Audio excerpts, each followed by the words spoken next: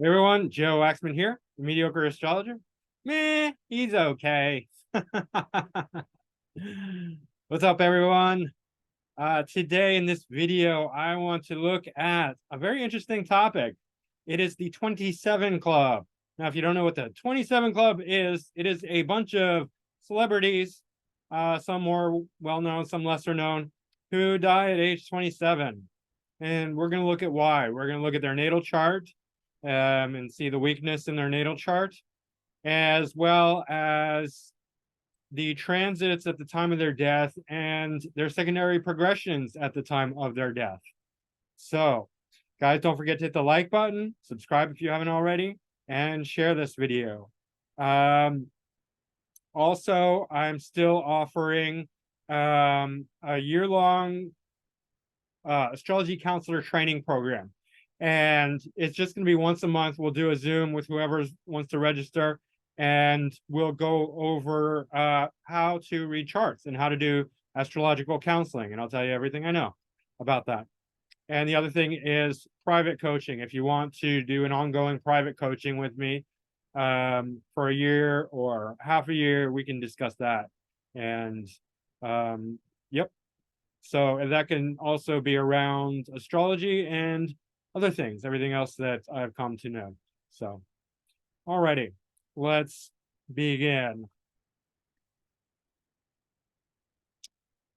All right.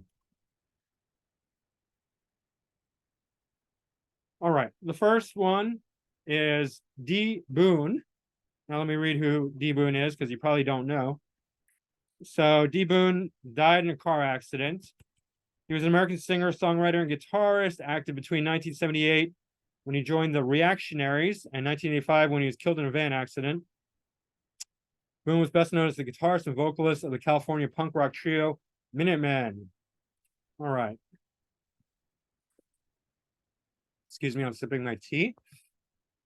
Okay. All right, so he's Cancer rising with Ceres on the ascendant. Now, I do want to point out that Ceres, like a lot of planets, definitely has a malefic side to it.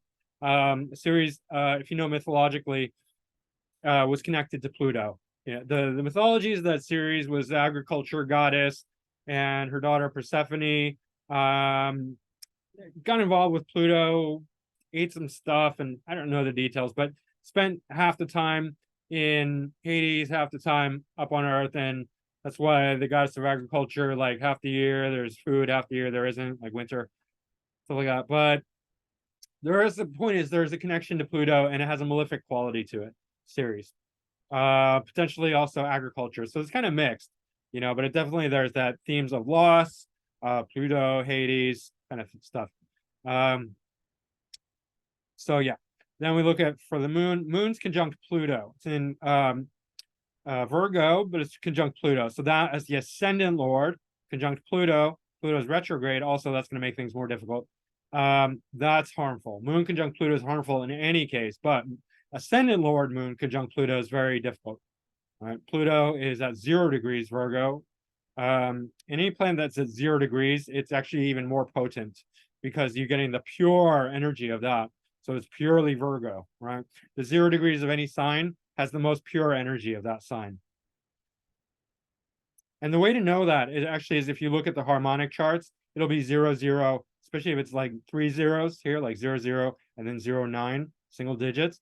It's going to be, if you know what a harmonic chart is, it'll be in 0 degrees in all the harmonic charts, or most of them, right? In Earth signs. Anyway. So Sun's in Aries conjunct Eris. That's not a death sentence by any means, but Eris is probably, Sun conjunct Eris is probably definitely more dangerous, risky. But here we see Mars right on the 8th cusp. And guys, don't be dogmatic about where the 8th cusp is, because if you change it to a different house system, it's going to move, right? And there's no, just because you have a preference, because whoever said this, but it doesn't work that way. Like, astrology doesn't give a fuck about what you like or don't like. It's a reality, right? So don't worry about your preferences. That just, look at different systems, realize that different, systems are going to be different. So anyway, it's right on the border of the 8th house cusp, Mars on the 8th. We also have Chiron and Venus. Mars also the MC Lord and the fifth Lord. Okay. But we also have Venus and Chiron, Venus conjunct Chiron. I don't see any terribly bad aspects. Maybe it's hard to say. There's a light, it seems like a light semi-square, but anyway, Venus conjunct Chiron. That's going to be mildly malefic. Conjunction to Chiron. Conjunction to Chiron is not necessarily that malefic. Usually what happens is that Chiron just makes the person feel weird. And so because of that, they become more self-protective, usually. But in the 8th house, it's definitely going to be more malefic. And then Venus is ruling the 11th and the 4th. But if we look to the 8th Lord, we see it's Saturn, and it's in the 6th, which isn't so bad on its own, but it is conjunct part of fortune, and that is interesting. If the 8th Lord is conjunct part of fortune, what does it say about his death? Maybe that he'll gain some sort of notoriety from his death. I'm not trying to be morbid here, but you kind of have to look at that. And after we look at a few of them, that might make more sense. So main thing, we got the moon Pluto as the ascendant lord. Ascendant lord always represents the body, right? So the physical endurance of the person. That's not very good. There's also this moon in conjunct Eris, which is also, going to be difficult. It's a malefic. Let's see. Mercury conjunct Sedna, and that's just because that's third lord. So if we're talking about car accident, that's driving. So moon's conjunct the 3rd house cusp, disposited by Mercury at the indirect degree of Aries and South Node, and Sedna. Sedna is it's kind of Neptunian, Piscean, because Sedna deals with water. It's a very outer planet. It's actually outside the bounds of Pluto, but it is a dwarf planet, so it's moving very, very slowly. But it deals with themes of water, drowning, I believe drugs and alcohol as well. So that's why it's like kind of Piscean, Neptunian, right? And if we have Mercury being the 3rd lord conjunct a planet that deals with things of Neptunian flavors, that could be drunk driving while intoxicated, things like that. Also Aries, disposited by Mars on the 8th, so, and South Node.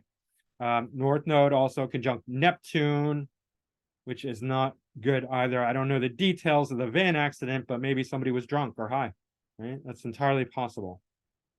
So yeah, so Mars definitely deals with, Mars is like the significator of cars often, so that makes a lot of sense. And then Venus Chiron, maybe indulgence, right? Venus especially. Chiron's not really indulgence, Venus is, but secret indulgence, secret, strange, unique indulgences, 8th house, things like that. All right, let's look at the transits. Hold on, find the time of birth, or time of death, sorry. Date of death, December 22nd, 1985. December 22nd, 1985.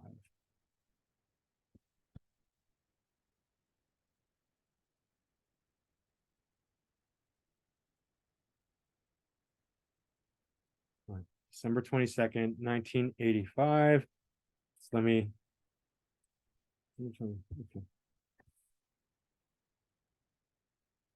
Confirmed. All right. So what do we got here?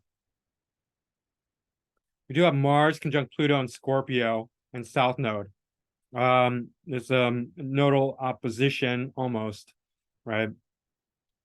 The node's moving backwards, so it's almost a nodal opposition, but South Node, transit, Pluto, Mars. That's going to be very, and it's conjunct the 5th house cusp.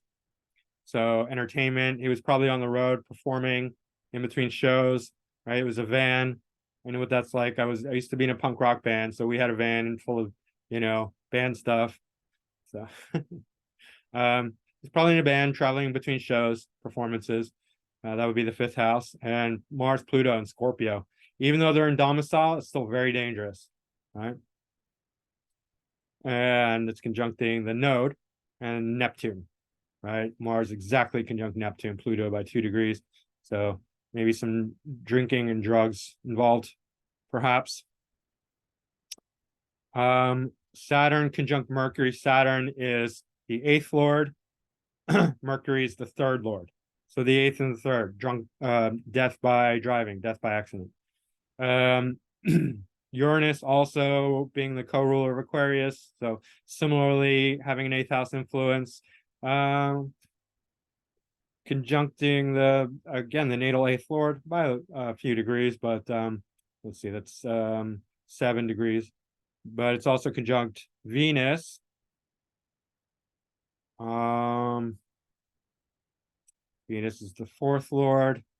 4th lord can deal with automobiles too. 11th lord, groups, networks. All right, but Jupiter's in the 8th, clearly. Now Jupiter is 6th lord, 6th in the 8th. That's okay. 9th in the 8th. 9th in the 8th is not, that's not good for somebody's attitude, for their philosophy, because it's 12th from, so if anything that's 12th, anything ruler that's one house behind is not great, because it means the loss of. In some cases, it's okay if it's like spiritual or creative, because it has a 12th house influence. So the 9th lord is in the 12th from the 9th. It's in the 8th. So loss of faith. So maybe he was depressed, but that's not really going to negatively influence it. Jupiter's neutral here in the 8th, but all right. It's just not a great position from the 9th ruler. But it's not terrible. But then we have Moon, which is his ascendant lord.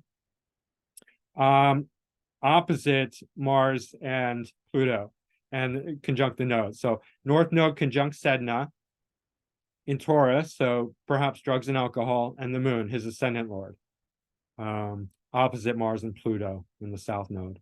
So that's going to be difficult, right? Very, very, bad position there, especially because Moon's the ascendant lord. Even though it's exalted, it's opposite these very harmful, malefic, powerful Mars and Pluto. And what other aspects are there that might be damaging? It looks like Moon, sesquisquare, Saturn, 8th lord, also bad. Moon square natal Mars on the 8th cusp, also not good. Moon square Uranus. We have this essentially T-square, even though the degrees are a little off. Uranus, which represents Uranus in the 1st, accidents. Mars, cars, vehicles, 8th house, death, rebirth. Moon, ascendant lord. Sedna, drugs and alcohol. So all that is potentially possible. All right. Anything else? There probably is, but let's look at December 22nd, 1985. Let's look at the progress chart.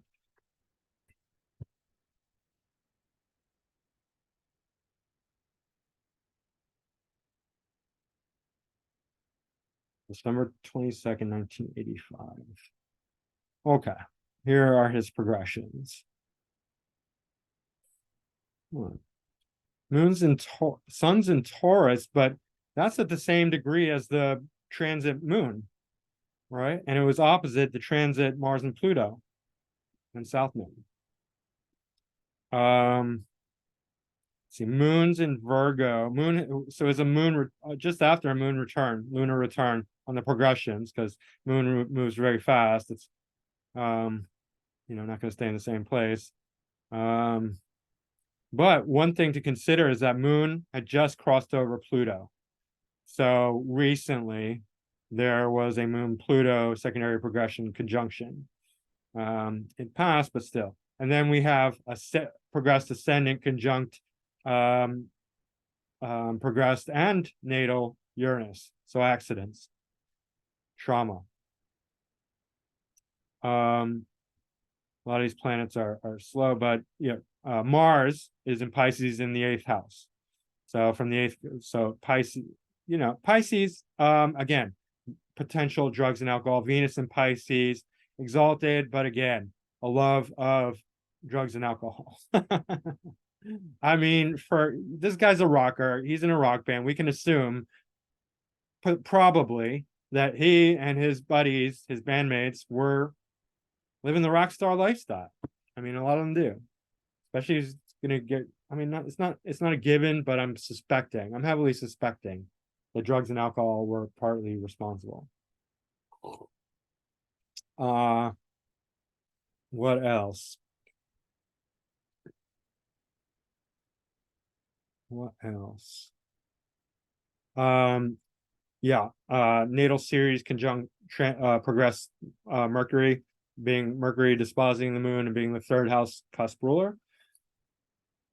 That's not a good one.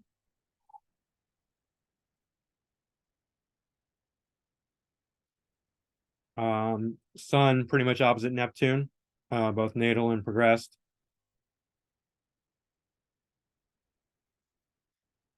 Nodes are still in the same position. Can't really see anything else right at this moment. Oh, ascendant directly opposite Mars, natal Mars, progressed ascendant. So yeah, as Mars is conjunct the eighth cusp. Yeah, if we go back, let me go back.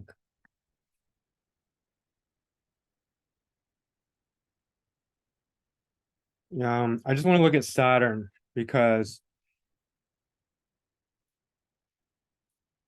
when was it? December 22nd, 1985.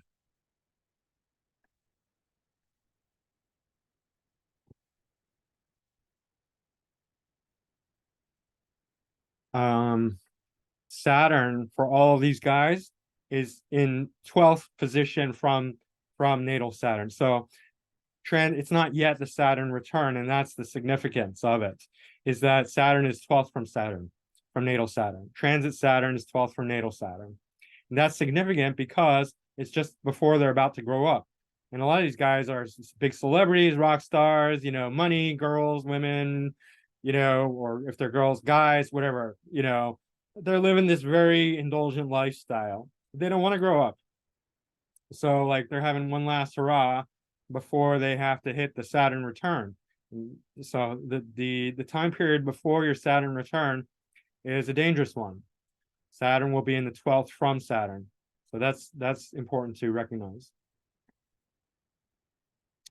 All right, let's move on. Jonathan Brandis. Now, Jonathan, he was an actor. Let me read.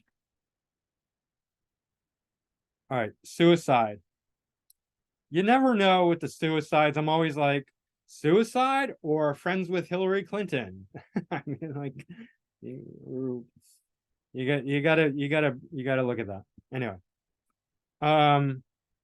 he was an American film and television actor, career and personal life.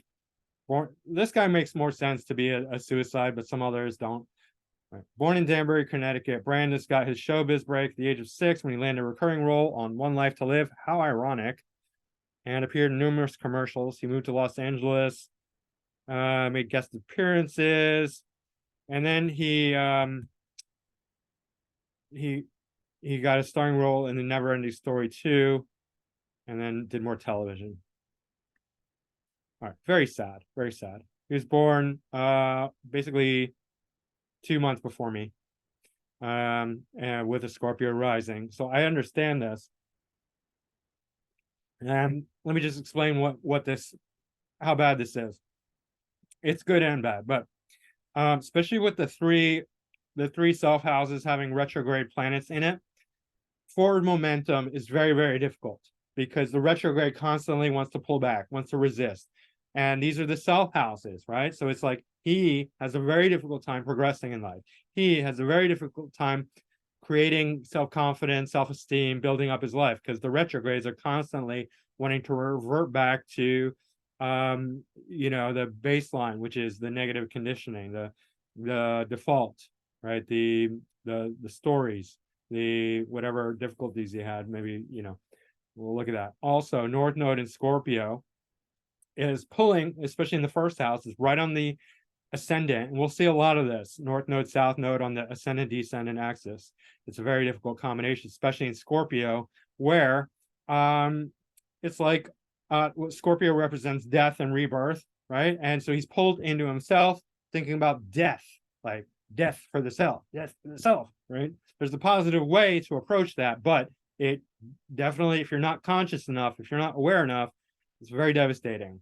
Like I said, 2 months before, my node is 12 degrees Scorpio in the first house. My sun is more conjunct Uranus, but that, still similar. So I believe I've been suicidal plenty of times. His ascendant Lord Mars is in Cancer along with Saturn. And we'll see some of this too. Ascendant Lord, not in good dignity.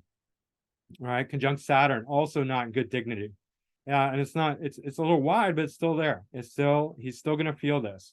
Saturn is restriction, especially in Cancer. It's irrational restriction. It's somebody who's like a leader or a boss or a parent or somebody elder. He's going to attract people to him, especially because he's young. So it's going to be all older people who are not coming from a dignified place. They're being emotional, irrational.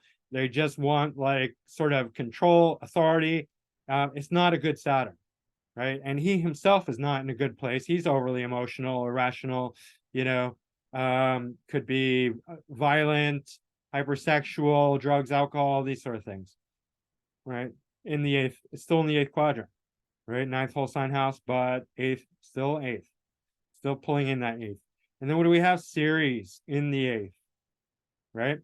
If you thought Ceres was all nicey nice, it's not. It's not.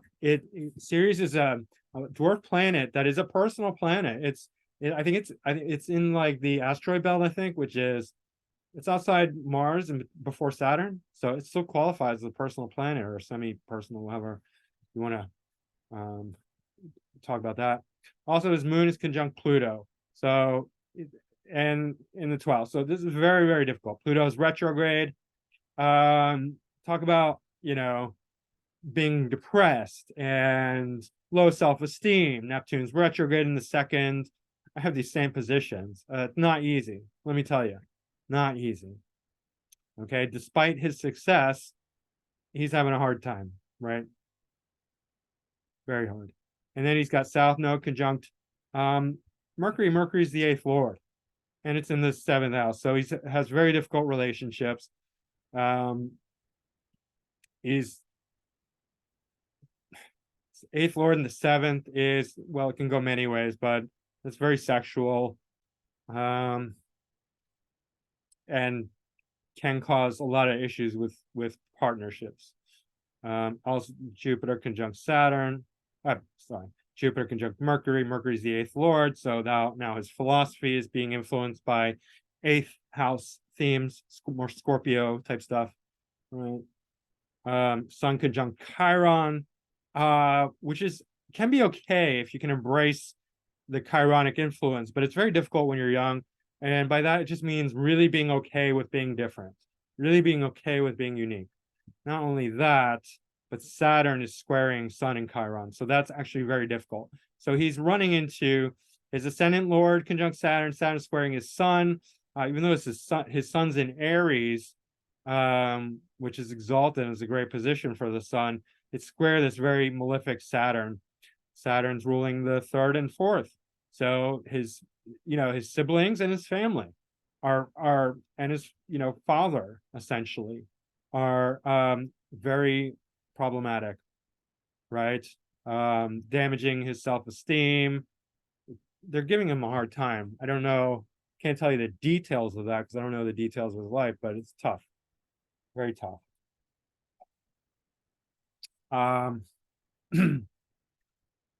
But Sun being the MC Lord conjunct Chiron, that's very good for acting, especially character acting, because Chiron, this is weird. Like it could be like any, could play weird roles, right? Unusual roles.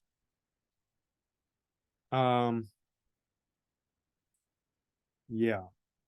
So you can see, there's a lot going against him, a lot. So as far as him committing suicide, it looks like, yeah, he was just had such an uphill battle despite his successes.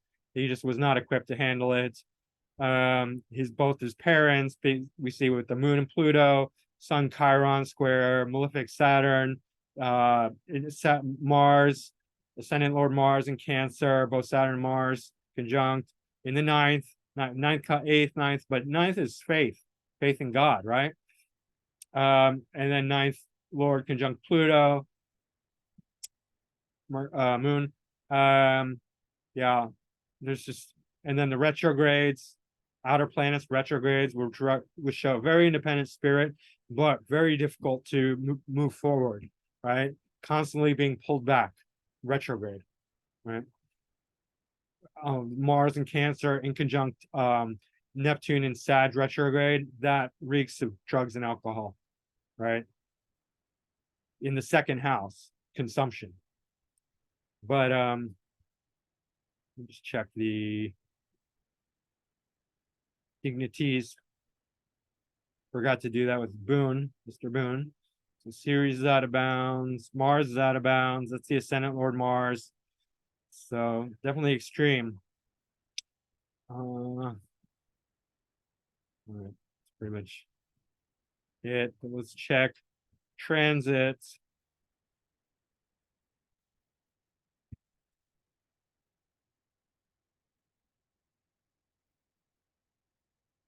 November 12th, 2003.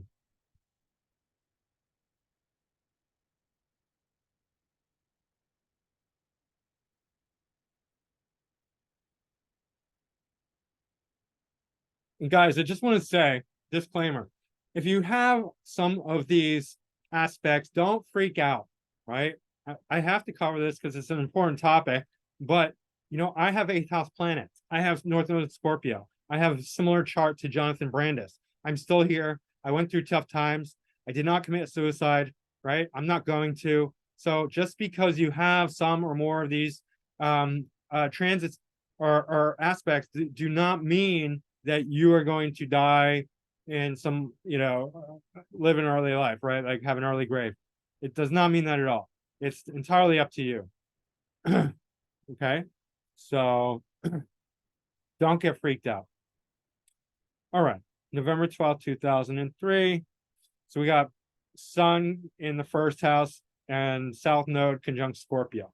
So South Node is detachment. So he's feeling very detached from himself, and Sun, worldliness, and an emphasis on death, Scorpio, right? Sun is worldliness, South Node is detachment. It's in his first house, and the transit Sun. So he's feeling very detached from himself at that point and thinking about death a lot. Eighth Lord is also in the first, Mercury at 0 degrees Sag. Okay. So that as well.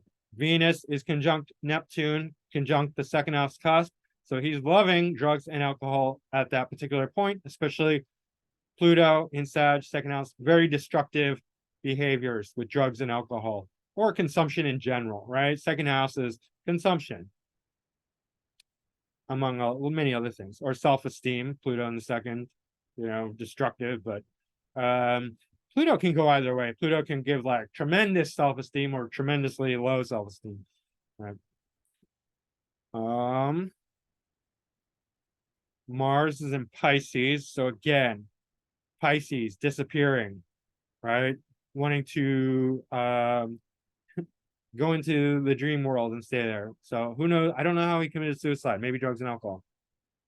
Maybe prescription drugs. I don't know. Right. Sedna conjunct North Node. Again, more indication of that Neptunian influence. Drugs and alcohol. Moon. What would we say? Mars is the ascendant lord. But Moon's in the eighth, at the anaretic degree of Gemini, right before it gains dignity in Cancer.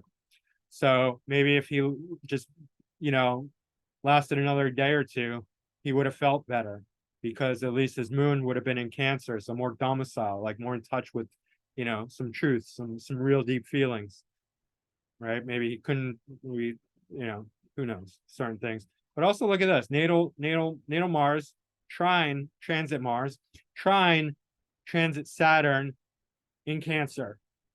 Mars and Saturn exactly conjunct. transit Mars conjunct natal Saturn, and this exact what grand water trine 12 12 12. 12 is the number of Pisces, so there's that for whatever it's worth. And then Ceres also in Cancer conjunct Saturn, natal Saturn, right? And then notice Saturn, obviously 27 club is going to be the same for all of this. Saturn 12th from Saturn, transit Saturn 12th from natal Saturn.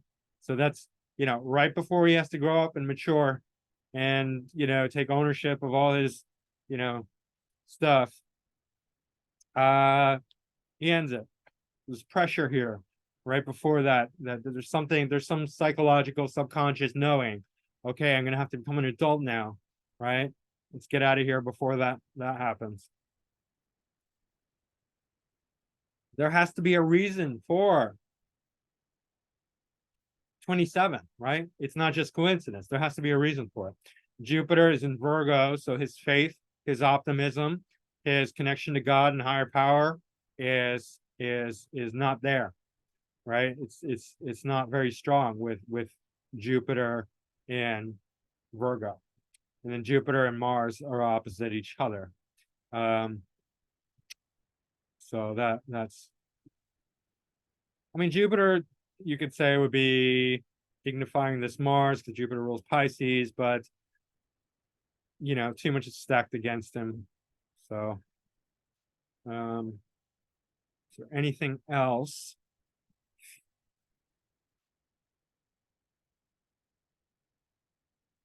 I mean, there probably is, but it's so kind of hard to read all these lines right now. So I'm just gonna let that be. I don't see nothing standing out to me. I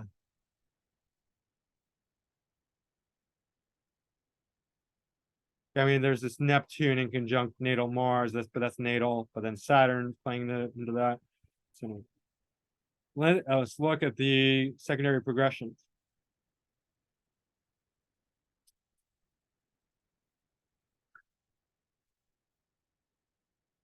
November 12th, 2000.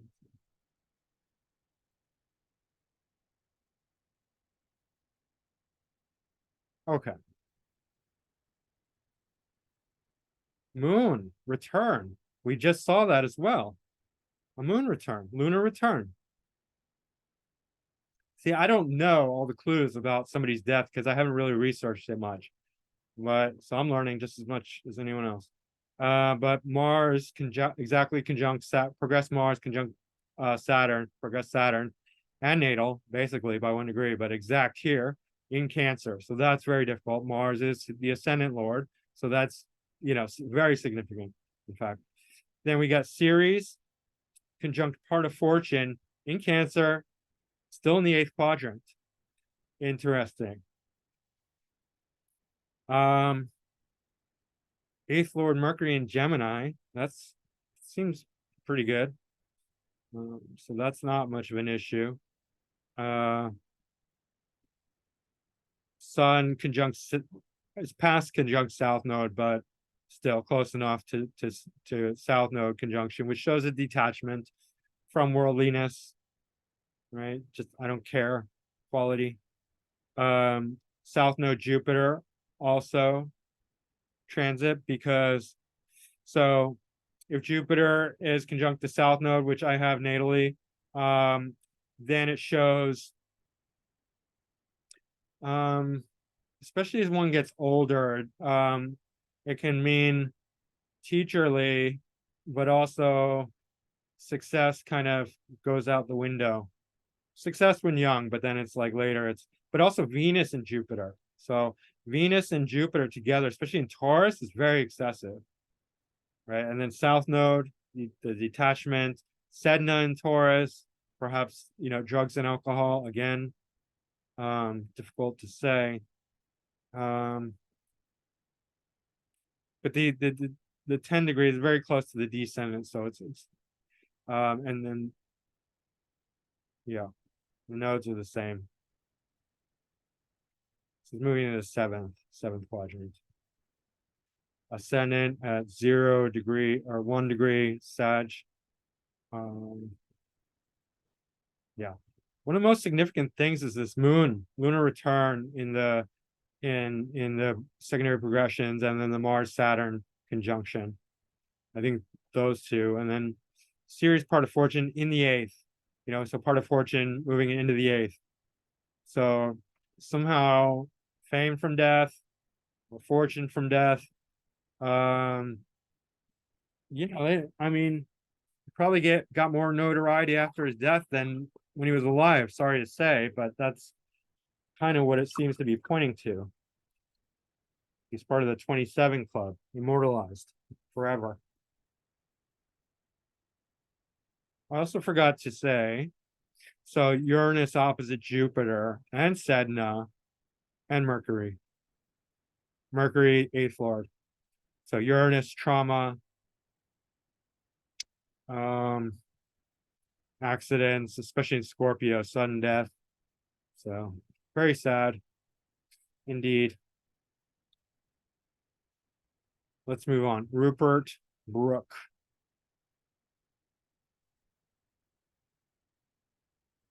All right. Died of sepsis, which is a blood infection. Rupert Brooke, English poet known for his idealistic war sonnets written during the First World War. However, he never experienced combat.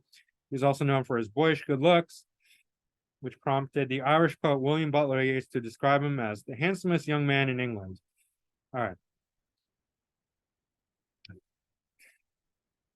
So he's got South Node and Moon in the first. So remember, we said we're going to see a lot of the nodes in the first seventh, south or north. That's a repeating pattern for the 27 Club. Why? I mean, your guess is as good as mine. It's just very difficult. I have my north node in the first, but it seems either one, north or south node, first seven, in any case. So Moon's in the first. Moon is sixth lord. Saturn is the ascendant lord, and Saturn's in Cancer, along with Mars. And we just saw that. Just saw that in the sixth house. So this time Saturn's the ascendant lord in poor dignity in Cancer, in detriment, and Mars in debility. Mars and Saturn are very difficult together. In some ways it's good for Mars because Mars exalts in Saturn's sign of Capricorn, but Saturn is in debility in Mars sign of Aries, so it's not great. Yeah. All right. Venus is in Virgo in the eighth cusp, so sepsis. So how Venus in Virgo relates to blood infection, I don't know, but Virgo relates to health. So poor health, died of poor health. Venus is ruling the ninth, and it's not ruling a cusp, but it is the fourth lord.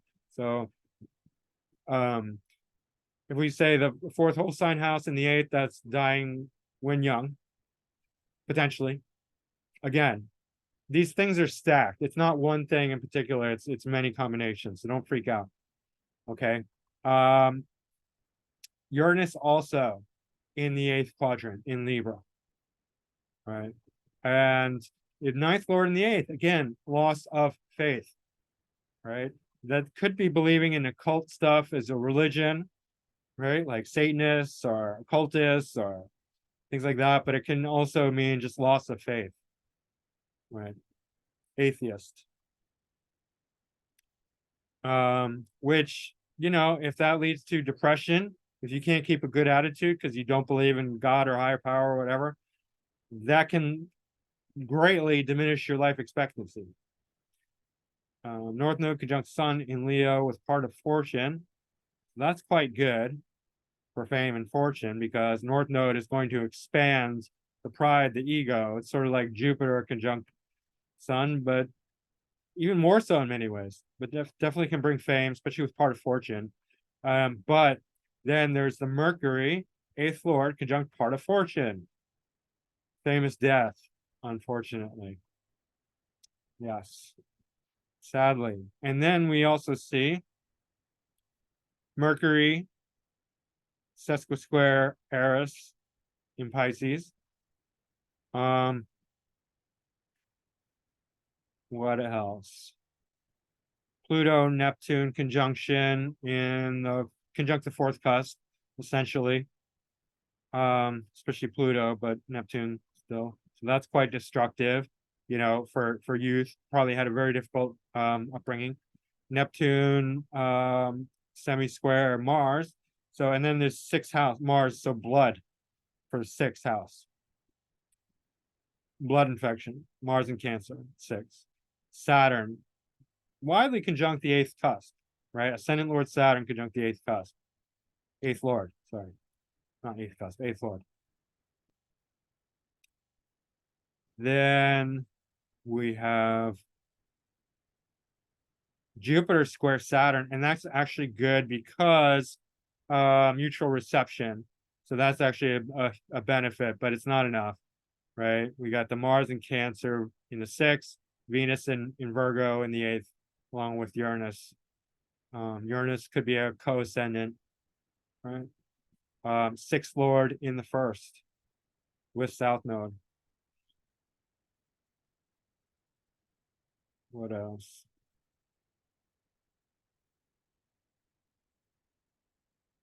He's born during a full moon, so that's quite good.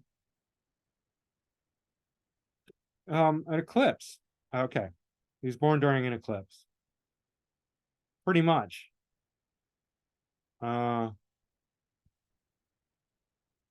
just check this.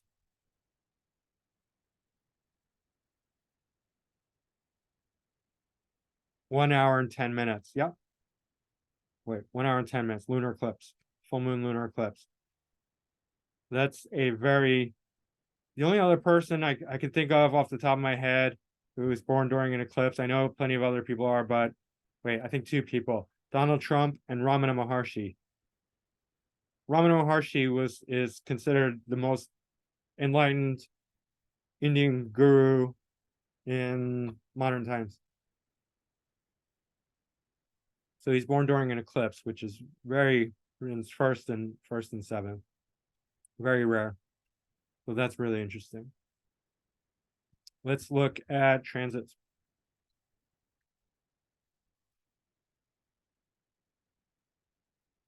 All right. So he died April 23rd, 1915.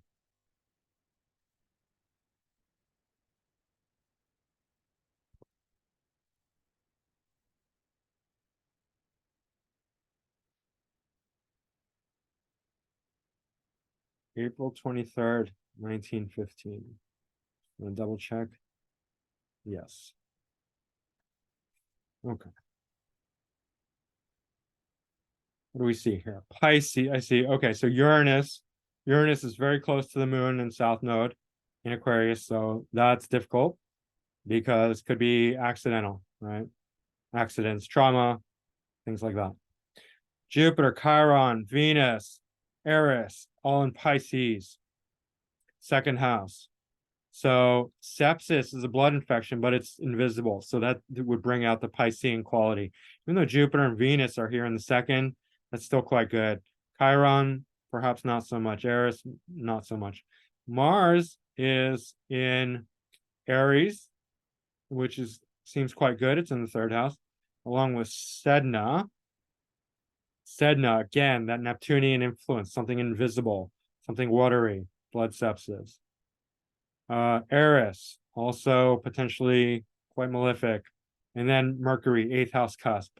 8th house Lord conjunct Ceres with and then Ceres is a fast-moving planet because it's one of the personal planets. So this is almost a Ceres return. But Ceres, so 8th Lord conjunct Ceres with transit Ceres also widely conjunct 8th Lord Mercury and Sedna.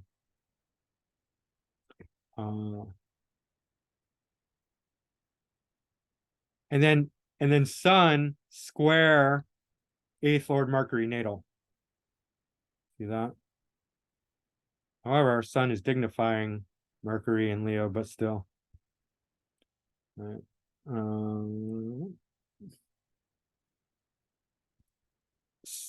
Saturn in Gemini conjunct Chiron.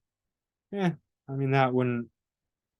Well, Saturn exactly 12th to the degree from natal Saturn, 28, 28. Right. And then Pluto, 0 degrees Cancer. That's gonna still active, even though it's wide, it's still gonna, it's a small factor, but it might activate the 6th house and this Mars. Yeah. And then Neptune, invisible, sepsis, Neptune in Cancer. 1 degree from the ascendant Lord Saturn in Cancer, in very poor dignity. Right? So a lot of times you'll see the ascendant Lord in poor dignity. Moon conjunct North Node and Sun, and South Node.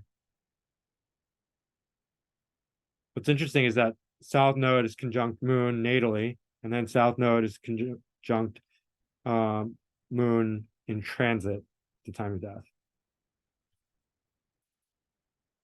on the day of death. And not much else.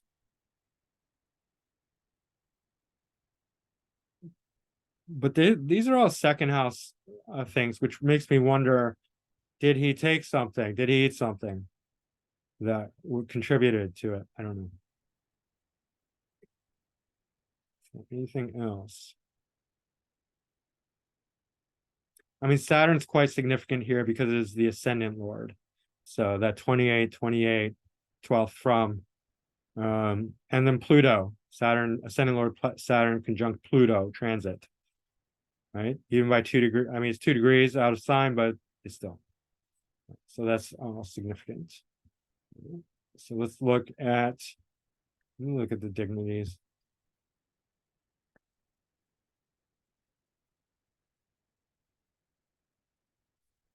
Nothing we're very out of bounds. Retro. No, nothing really significant. Moon Saturn. Oh, Moon Saturn. Yeah, I wasn't paying attention to that. But mutual reception there, not by degree, but by sign.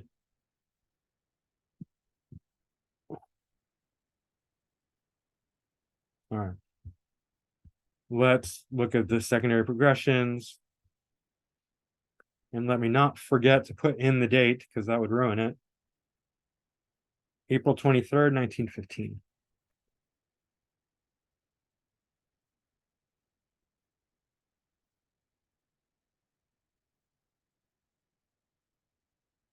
Because if I don't put in the date, it's going to do secondary progressions for now, and that's useless. Okay. Again, lunar return. And I think this is the 3rd time we're saying this. So I can't do comparison charts for all of them, but we're just got to remember the things that are the same. Secondary progress, lunar return. And just in case you need some other sort of, look how fast the moon is moving, right?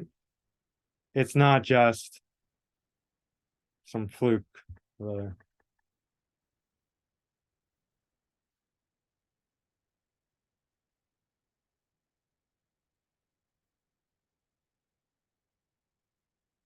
Okay, that's where it was. So lunar return on the progression. Secondary progression is conjunct the South Node. All right. Ascendant conjunct Sedna. Sedna is very slow moving, so it's not going to progress very much at all. Progress ascendant conjunct Sedna. Sepsis, that is a Neptunian kind of thing. It's a blood infections, but it's invisible. So Neptune, Sedna, Pisces kind of thing.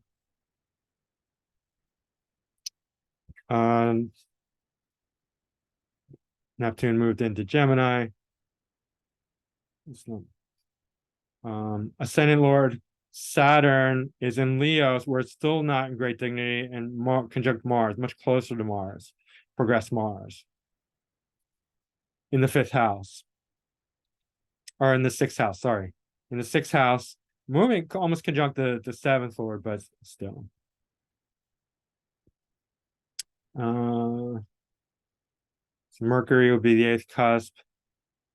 I don't really see anything significant about that, but Sun actually is in the eighth whole sign house, closing in on the eighth cusp.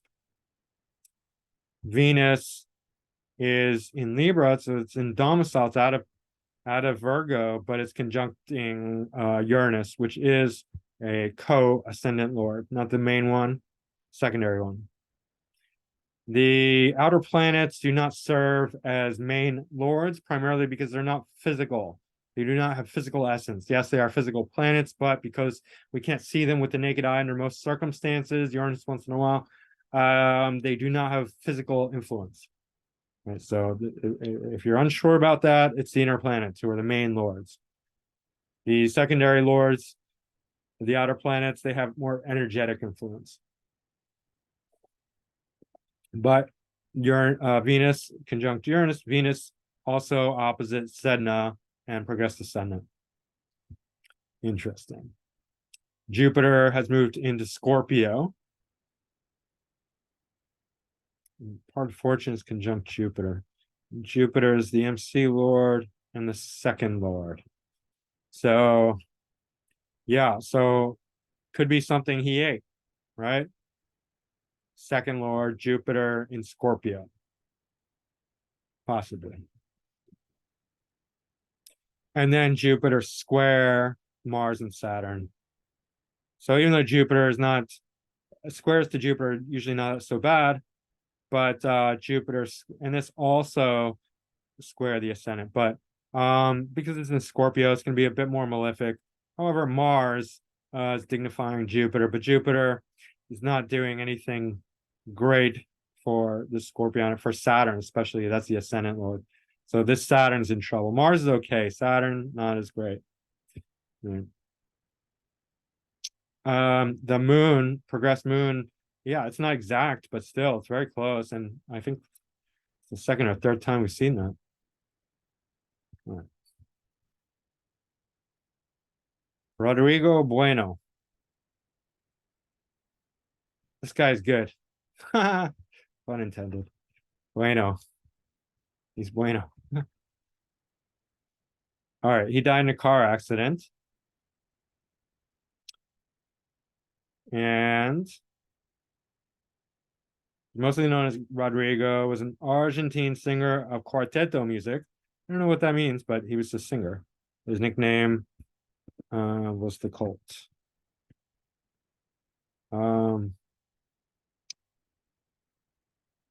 Yeah, so he's a successful singer. That's pretty much the bulk of it. And died in a car accident. All right. We have North Node and Capricorn in the eighth. Taurus ascendant for singer, and then got a lot of first, second house, second whole sign house influences here, along with Sun, Mercury, Venus, Saturn, all in Gemini. And then South Node in the second, in the third whole sign house. So definitely a lot of singing influence, of course. So Venus and Gemini conjunct the second. Neptune and Ceres in the seventh, but in the eighth whole sign house. Jupiter in the ninth quadrant, 10th whole sign house, widely conjunct Moon. That's not so bad. But let's see here.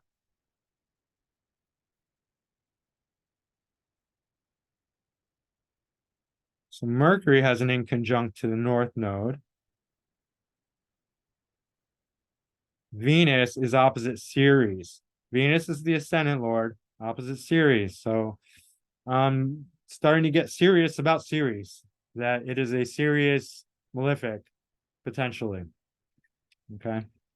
Chiron is exactly opposite Uranus. That's very difficult, right?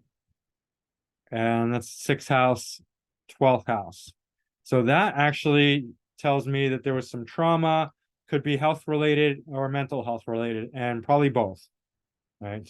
Because 6th and 12th, right? So it's something with going on with the subconscious mind, trauma. Uranus is trauma, and it's retrograde, so that's difficult. Right? And then Sedna also in the 12th. Sedna having that Neptunian Piscean influence, which is not so bad. It's I mean, it's not retrograde, so that's easier to deal with.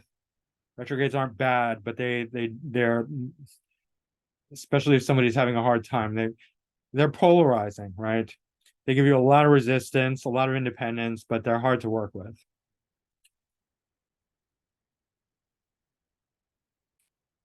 So that part's not so bad, but Uranus is actually exactly in conjunct the ascendant. That's trauma. That's difficulty. That means accidents.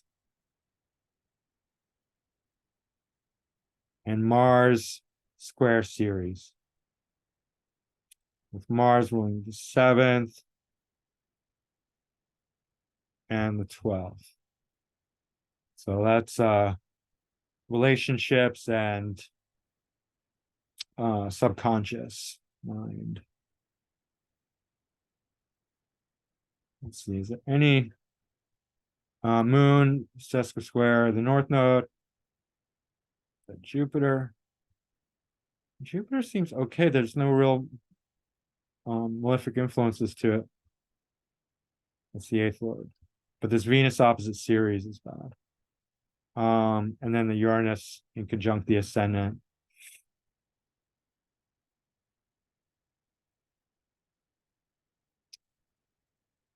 All right. And then Sun opposite Neptune, obviously. Mercury opposite Neptune. And by proximity, Venus. All right, let's look at the transits. Let me look here first.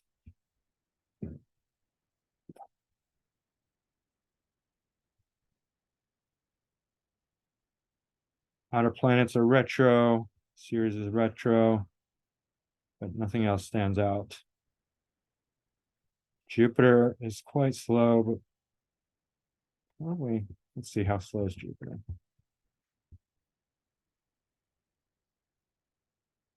Six days. It's okay. All right. Let's look at the transits. All right, so it is June 24th, 2000.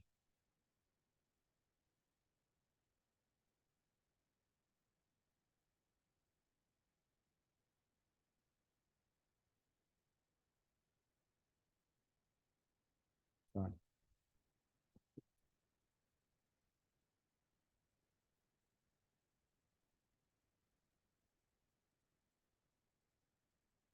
June 24th, 2000. Yeah. Alrighty. Sedna right on the ascendant, 3 degrees. Saturn conjunct Jupiter and Taurus. So Jupiter is the 8th Lord, and then Saturn is the 9th and 10th Lord. But it's in the first. So 8th Lord in the first conjunct Saturn, and Saturn regardless.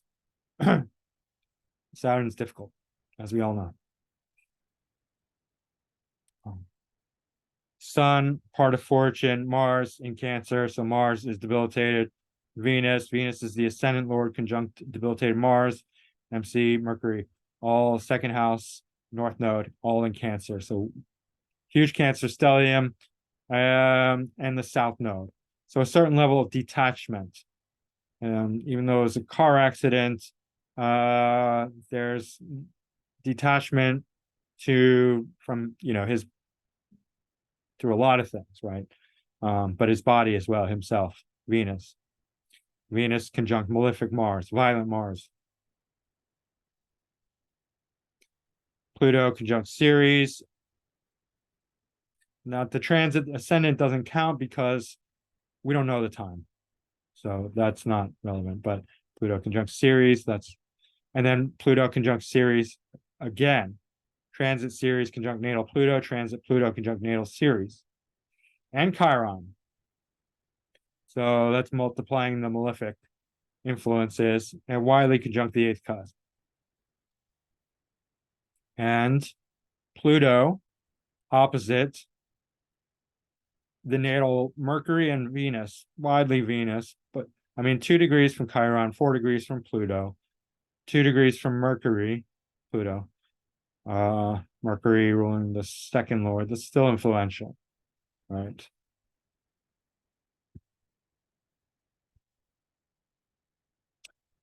Uranus conjunct Moon. Uranus, not Uranus. I mean, this is Aquarius, but that's making him more kind of crazy, erratic.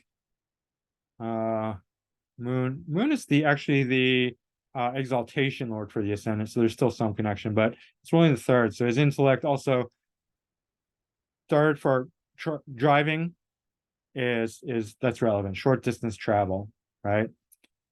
Moon, Uranus, accidents and driving accidents.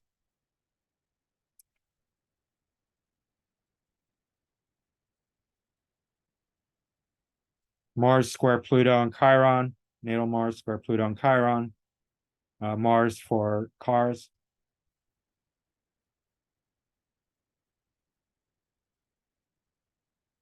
Chiron, we saw that. Eris opposite Uranus. That's probably not great. Chiron square Mercury. All right.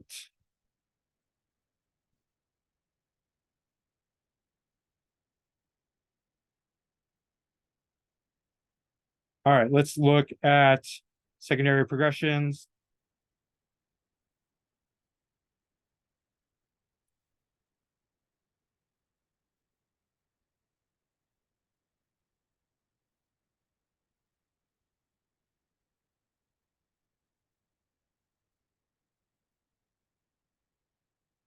June 24th, 2000.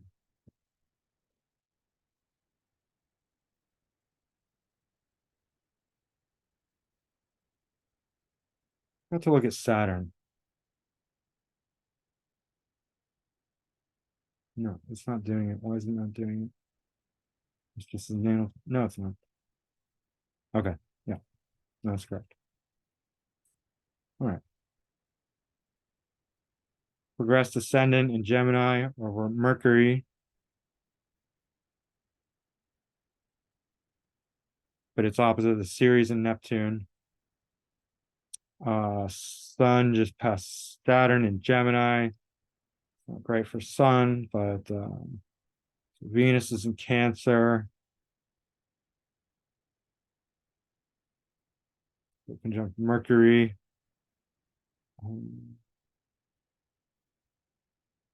Square Chiron. And square Uranus. Yeah, it's 2 degrees from the exact T square from to Chiron and Uranus. And that's his ascendant lord. So that's not good. Progressed ascendant. Again, look at this. Moon, lunar return. Wow. I think that's a really strong indicator. Lunar return on the secondary progressions. The moon moves fast. This is not just like, oh, it barely moved because no. It went around, I don't know how many times. So lunar return on the secondary progression. That is a death indicator. Seems consistent so far. We'll see how many times we see it. What else?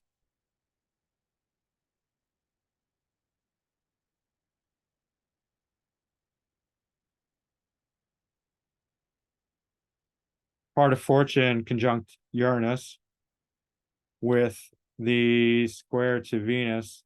So that if we're talking about accidents and trauma, part of fortune comes up again as well when somebody dies. Interesting. Like famous people, they get more famous when they die sometimes. They become martyrs. They become potentially these people became part of the 27 Club, immortalized. Well, we know, I don't have to point out Saturn was in the 12th. We know for all of these guys, Saturn's in the 12th for natal Saturn. So I'm not going to bring up the transits again. I forgot to point that out, but that we know that's true. What's really very significant is this lunar return and the secondary progressions, which crazy. It's also conjunct the eighth lord, Jupiter. So that is also significant. Let's move on. Kurt Cobain. Now the question with Kurt Cobain is, did he kill himself or did Courtney Love kill him? I think we all know the answer to that, but let's look at it. I mean, I think I know what it is. But... So he's got Pluto and Uranus in conjunct the first cusp, right? Uranus exact, Pluto a few degrees behind, retrograde. Difficult. The retrogrades. Do not underestimate the influence of retrogrades. Very difficult. And then Ceres, square, Uranus, and ascendant. Mercury, almost exactly opposite Pluto in Pisces. Ascendant Lord Mercury in detriment and debility, right? And then widely square Ceres. That's serious. Also conjunct Chiron, where Chiron is opposite Uranus. So that's difficult. The Uranus-Chiron opposition is a wound. A lot of people have it. It could be generational trauma, but it's still there. And his has to do with his relationships. Courtney Love, anyone? And maybe he loved her. Venus and Pisces, he probably did. Maybe he was committed to her. Saturn in the 7th. Conjunct Venus. But means she was great for him. Then we have Neptunian Sedna in the 8th, North Node, and part of Fortune in the 8th. Immortalized by his own death. Part of the 27 Club. South Node, Mars, and Domicile. I mean, that's not bad. That's quite good, but it's opposite Sedna. Drugs, alcohol influence, more wateriness. Even though it's an Aries. Neptune in conjunct Sedna, or Ceres, sorry. Mars is the 8th lord. Mars conjunct South Node in Scorpio. So, early death. I mean, South Node, first half of life. Mars exactly trine Sun, but that's actually probably really good quality. It does have this grand water trine. Very strong, within 1 degree. All right.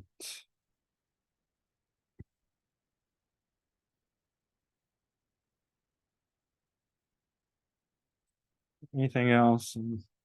Just checking. All right, that's about it for the natal.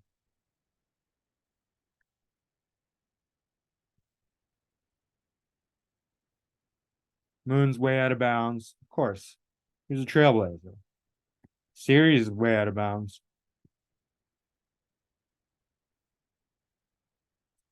Very slow Mercury. That's really nice. Very slow Mars. That's really nice.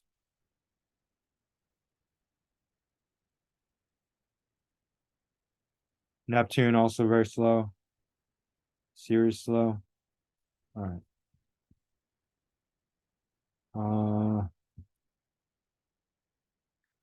Do the transits.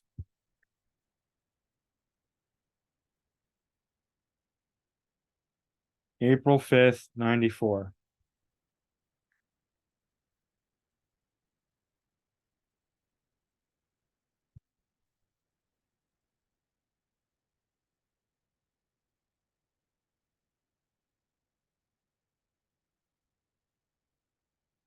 April 5th, 94. Guys, I gotta pause it for 1 second. Okay, I'm back. All right. Got the transits. All right. Jupiter, North Node, Pluto, and Scorpio. North Node exactly conjunct natal Neptune. Jupiter within 3 degrees of South Node in the 3rd house. Let's see what else. So Mars is the 8th lord. Mars is in Pisces, conjunct Mercury in Pisces. So this is transit Mercury, transit Mars. Mars, 8th lord, conjunct ascendant lord in Pisces, where ascendant lord, same as natal, is debilitated and in detriment. Mars also widely conjunct Saturn, transit Saturn. Another bad malefic influence. Sun's exalted, but it's conjunct Eris, both natally and in transit, and widely conjunct the 8th house cusp. And in the 8th, we have Venus, Sedna, Ceres, and then, well, these Ceres and South Node are, excuse me, closer to the 9th cusp. But 9th South Node conjunct Ceres is perhaps quite malefic. Venus, the 9th lord, 9th and the 8th, also not good. Depression, most likely, as a result of that. And the 2nd lord, 2nd and the 8th, which may not be part of things. Let's see. I mean, this is very difficult. You know, Mars, Mercury within 1 degree in Pisces in the 7th. So it's bringing up relationships, but also poor dignity relationship. And then where's Jupiter? Jupiter's in Scorpio, 7th lord in Scorpio. Widely conjunct the 8th cusp and the South Node. But also this is this 2nd house, so it's still a self house. So yeah, if we're talking about what happened to Kurt Cobain, my guess is Moira.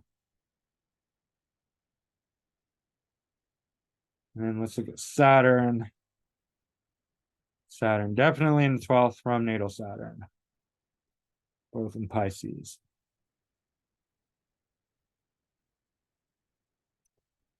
Yeah. All right.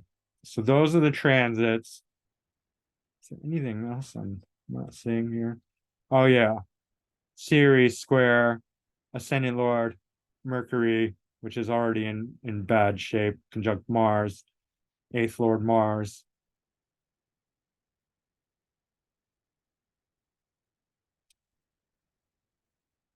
Yeah. Neptune in conjunct Ceres, Neptune and Uranus. All right. Jupiter opposite Neptune, natal Jupiter opposite transit Neptune and Uranus. So Jupiter's ruling the 7th. So Uranus accidents. Neptune deception, right? She kills him and says he killed himself. Ceres in conjunct Neptune and Uranus. So anyway, let us look at the secondary progressions.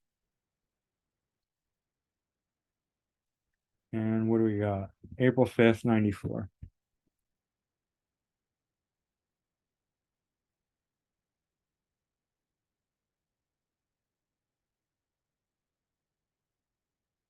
Tell me you guys aren't seeing this. Moon, transit, secondary progressed moon. I mean, is that not validation for secondary progressions? Do they not, does the progressed moon not mean something? It's the fastest moving part on the secondary progression. The fastest moving significant part of the secondary progression, right? Uncanny. How many is that? It's like all of them. within a few degrees, right?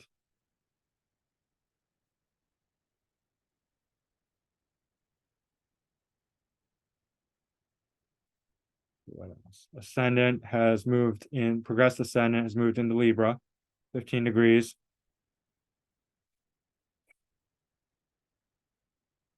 And that is square moon.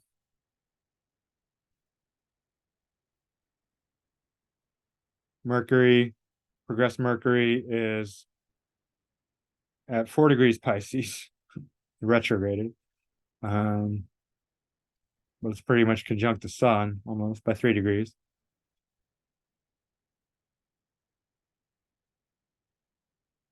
Sun conjunct Chiron. Saturn in Aries. So Saturn has in reduced dignity. Saturn is debilitated in Aries. Saturn is the 5th and 6th lord. So that's interesting. But Mars, progress Mars. Mars is just 2 degrees. How did that happen? It's probably retrograded and then went direct. Venus conjunct Sedna. Yeah, so Venus moved out of Pisces, went into Aries in the 8th house. It's conjunct Sedna. Watery influence. Perhaps drugs and alcohol. Part of fortune, moon, moon. That is very significant. Moon's ruling the 11th house, but it's just the lunar return. Seems to be a strong correlation with in secondary progression, death. Very, very, very interesting. Let's keep going. Pamela Courson. All right.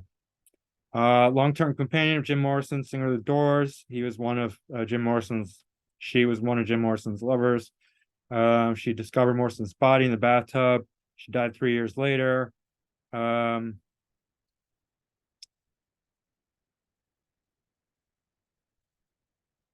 she died of heroin.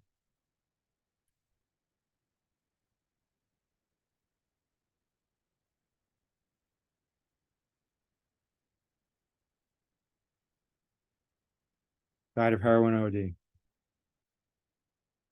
April 25th, 1974. And then Neptune right on the 8th cusp. So, yeah, we can see something about how a person dies by what's in the 8th house. It doesn't really say when. I mean, you could be 95, you could be 125, right? She is a Pisces rising, so Neptune is definitely significant for her. And Jupiter's in Scorpio, conjunct Venus. Jupiter-Venus conjunction is not great because it's so excessive, right? These are both, Venus is love and indulgence and like sensorialness, and Jupiter's expansion, excessiveness, and this is really not a great combination. She's just too much about indulgence, especially destructive indulgence with Scorpio, hard drugs and stuff like that. Venus is the 8th lord, Jupiter is the ascendant lord, Scorpio. So that's very bad. Square Ceres, Jupiter square Ceres, ascendant lord Jupiter in Scorpio conjunct square Ceres and conjunct 8th lord. Not good.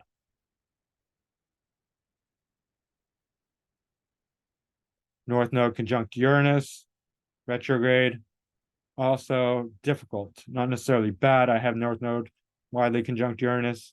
Mine is about the same distance, maybe 9 degrees. I can't remember. 9 degrees. And then we have Sun conjunct an exalted Mars. She's a go-getter. She's aggressive, but she likes drugs too much. Pluto, Saturn. That is a very difficult conjunction to have. It's just so heavy duty, so serious. And Leo, ego, pride, competitiveness, sixth house.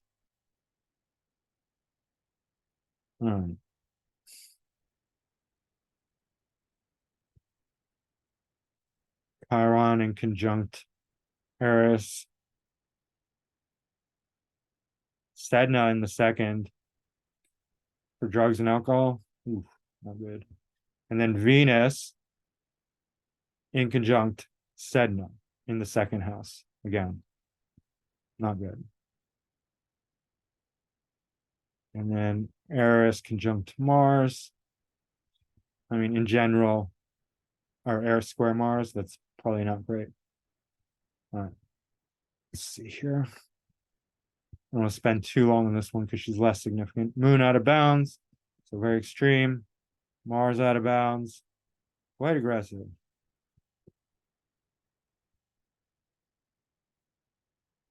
Sun, Saturn, mutual reception. Sun, Saturn. Yeah, not by degree, but by sign. So that's 11th and 6th. So she's a groupie, a very competitive groupie, right? 11th, 6th house, competitiveness, serving in a group service.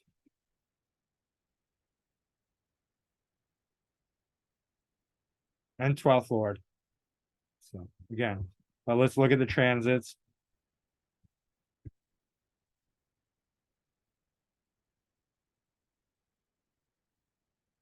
All right. April 25th, 74.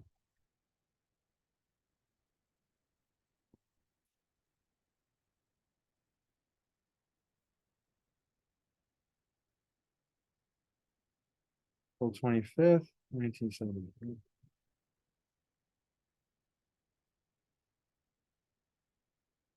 April 25th, 1973. Let me check. All right. So a lot of Pisces influence. Ceres, Jupiter, Venus. Venus is the 8th Lord again. And Jupiter and Venus are, so this is actually a dignified, Jupiter and Venus, but because of the excessiveness, it's just way too excessive. And Venus is the 8th Lord in the first house, along with Ceres in the first house.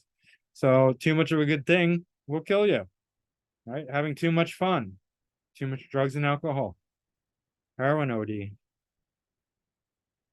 A lot of second house influence for the, consumption. Plus we have, Eris is a bit of a troublemaker, but Sedna is that Neptunian influence. Sedna conjunct Sun. So that is quite relevant. Moon conjunct South Node, Moon conjunct Uranus.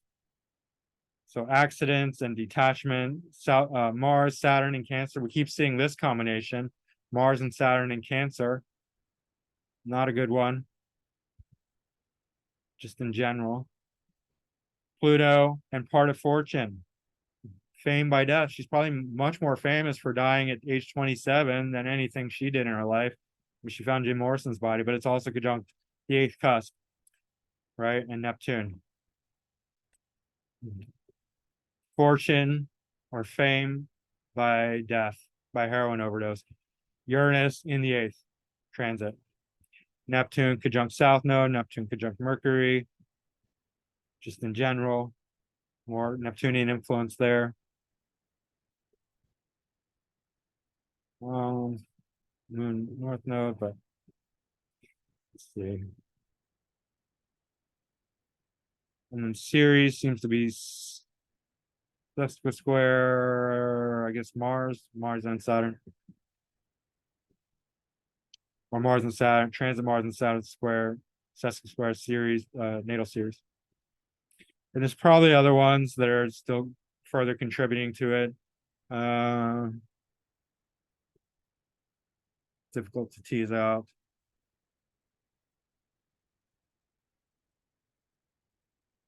Yeah, anyway. Yeah, I already looked at that. Let's look at the subsidiary chart. Saturn, definitely in the 12th from Saturn, natal Saturn. Natal Saturn conjunct Pluto. It's difficult, like I said before. All right.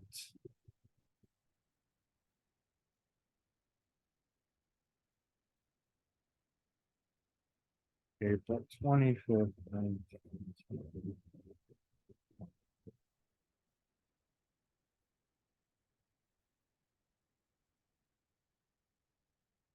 This is amazing. I did not plan this, and I did not actually have not done the secondary progressions on death charts before, but I thought probably see something interesting. So what do we see? Again and again and again, lunar return on the secondary progressions. Unbelievable.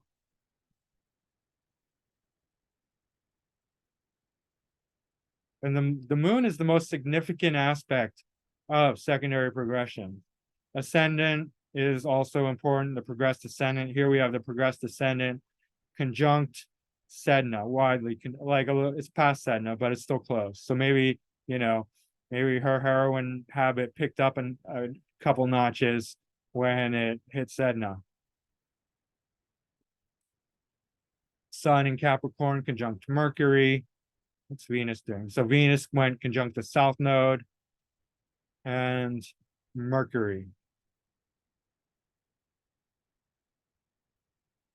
The South Node creates detachment. It's not quite opposite Uranus, but close. Mercury is 7th and 4th lords.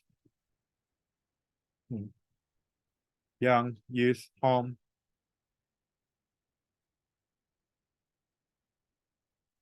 That is incredibly significant.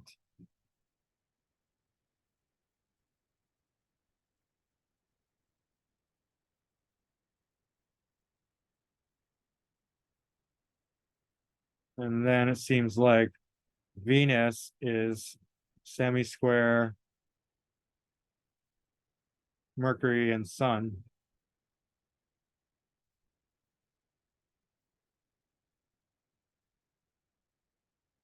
I don't know if I'm reading that correctly.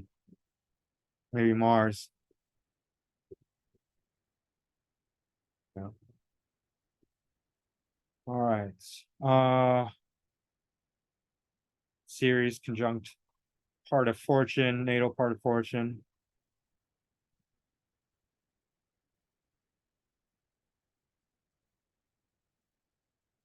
Just looking to see if there's any other significant things.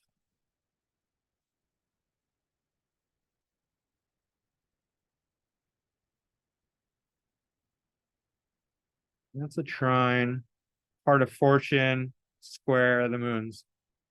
That's interesting. All right. Moon, regardless of what house it rules, seems to be in the secondary progression, seems to have the lunar return. So every time you have a progressed lunar return and you live through it, you can celebrate.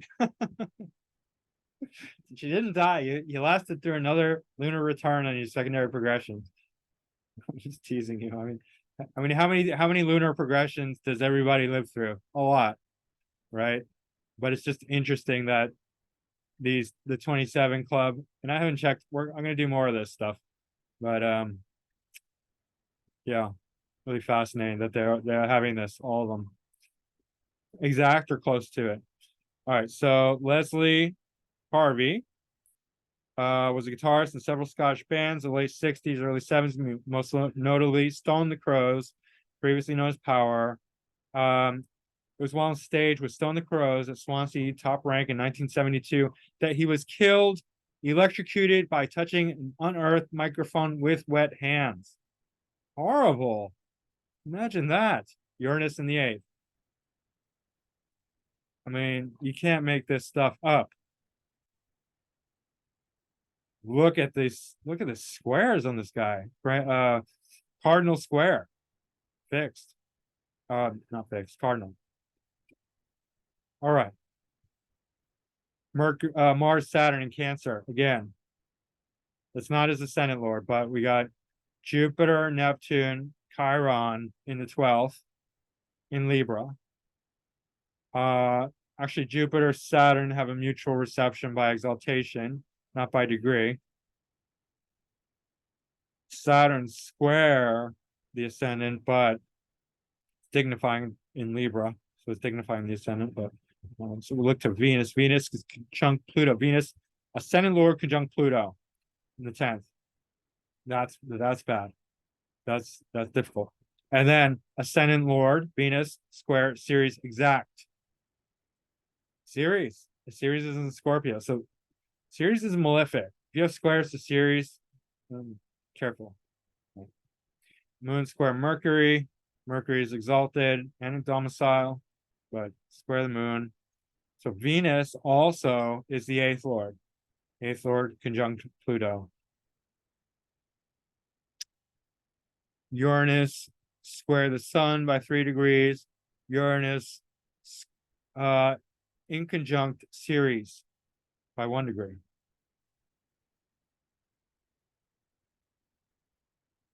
And North Node conjunct Mars and Cancer. That's not good. With Mars ruling the 7th and 2nd.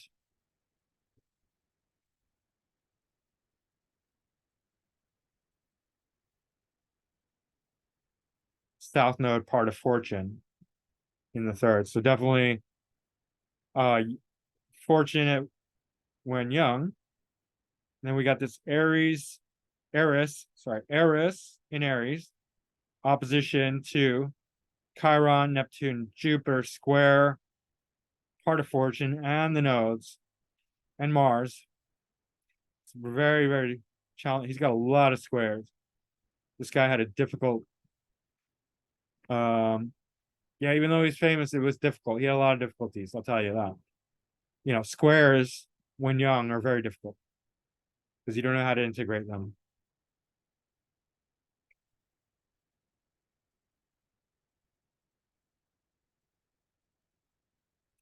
Jupiter is actually dignifying this Mars, but Mars is not returning the favor to Jupiter. It does not help Libra, but it does help Aries and South Node Capricorn. So first half of his life, very good. Second half, not so much. He didn't live till the second half. Check the dignities.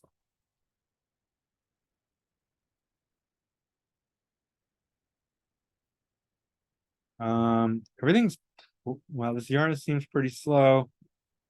All the main planets are direct, so that's quite good. Very strong Venus. Sorry, not Venus, Mercury. Sorry.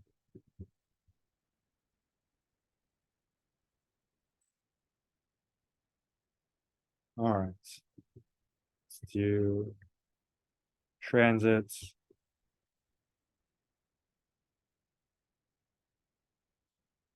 May 3rd, 1972. I'll just copy the page. Oops.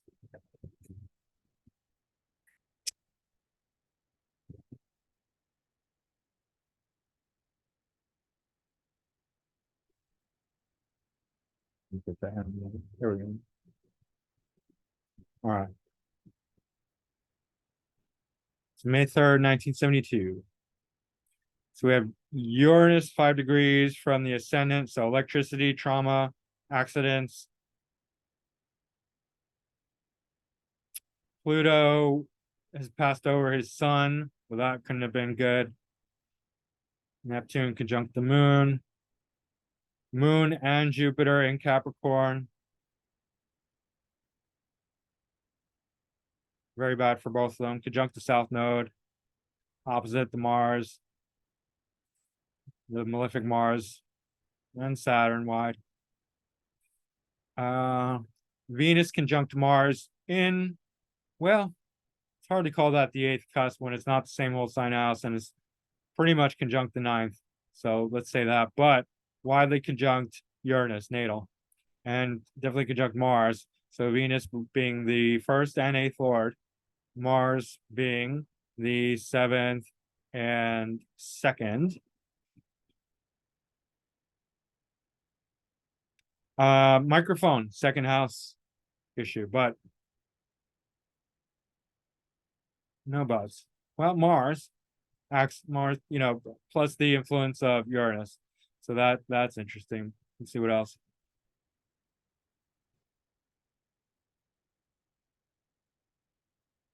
Ooh, look at this. Part of Fortune and Sedna semi-square Uranus in the eighth. That's interesting.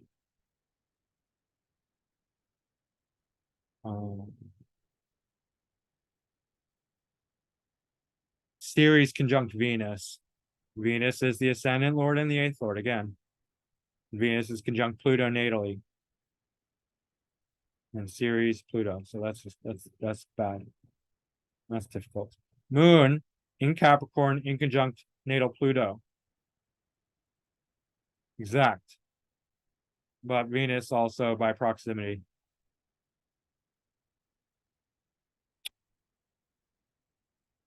The ascendant doesn't count because we don't know the time.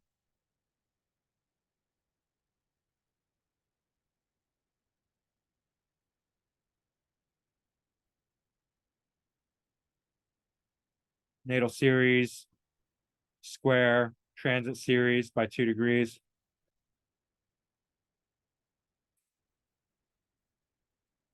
Neptune, square, natal, Mercury. Right.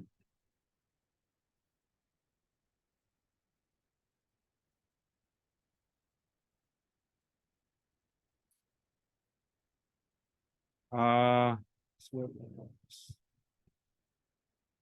Saturn, definitely in the 12th whole sign house from natal Saturn.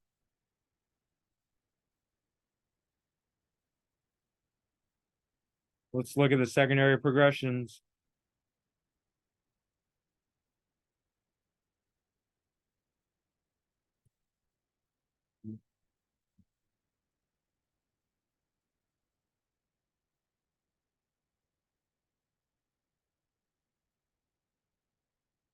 Not okay. So Moon is not quite at the lunar return, secondary progressed lunar return, but close. But it is conjunct Ceres in Scorpio, and it's in Scorpio. And it's in the second house. And what else? So Mars and Saturn in Cancer, secondary progressed, much closer. And Mars is coming closer to Saturn. Yeah, both Saturns. Then there's a square between the Ceres, no, trine, sorry. Trine to the Mars and Saturn. Pluto is still in the same position. The node is conjunct Mars, North Node conjunct Mars. It's still conjunct Mars natally, so that's probably the same. But Venus is conjunct the Sun. Venus is the ascendant lord and eighth lord. And it's in Virgo, so it's in poor dignity. So natal Sun conjunct progressed eighth lord and ascendant lord. Sun in Libra, so Sun's in poor dignity.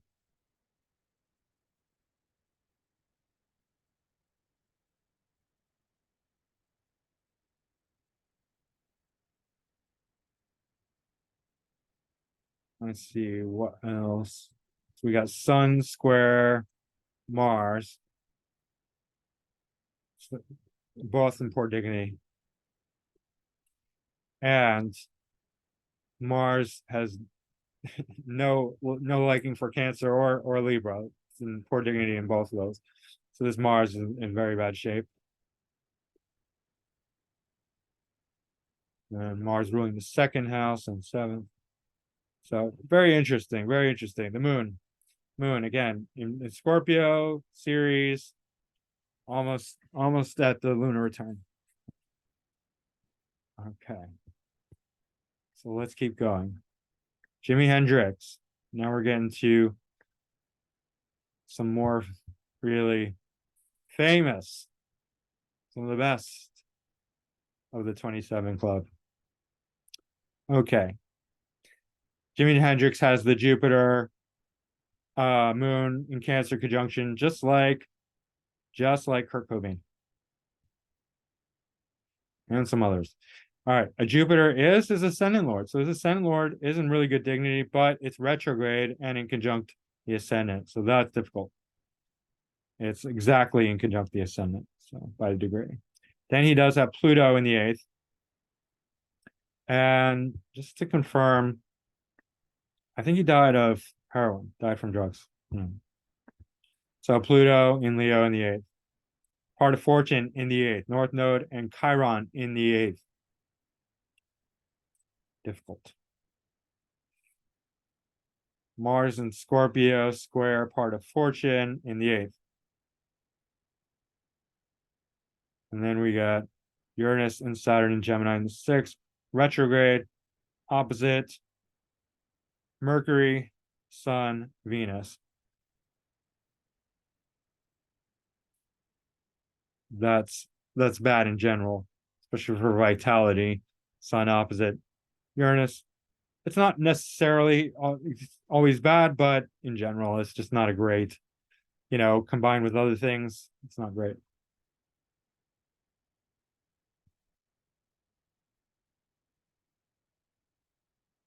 Moon is in difficult aspect to the nodes.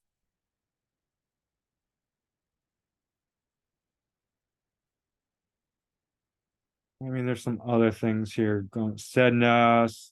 It's difficult to say which planet exactly, but like let's say Sun. I guess sesqui square the Sun. Yeah, that makes sense. So again, for drugs, alcohol, that aspect. So we're not really looking at his greatness here.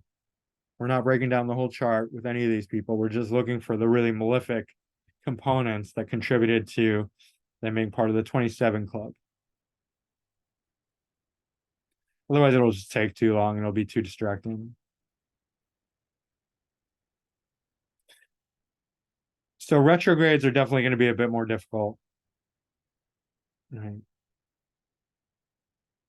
Especially the outer planets, because they just make a person more deeply, resistant to outside forces.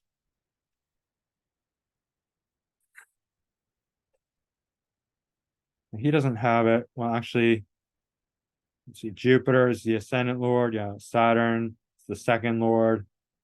And so Mars is the 12th lord, and that's fine. That's not. But Pluto's retrograde as well. Yeah. No, very difficult.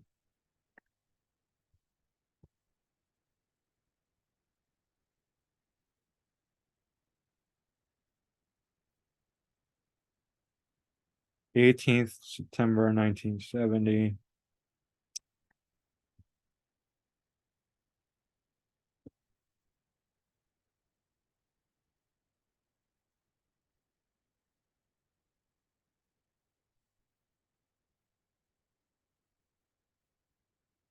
September 1970.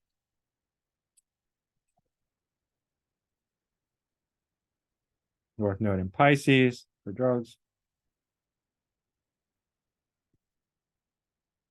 So I forgot to mention the Sun is the eighth lord. So we're looking for Sun conjunct Pluto in Virgo. And then Jupiter is the ascendant lord. For Jupiter's in Scorpio, conjunct Venus. Venus and Jupiter together, indulgence, Scorpio, death.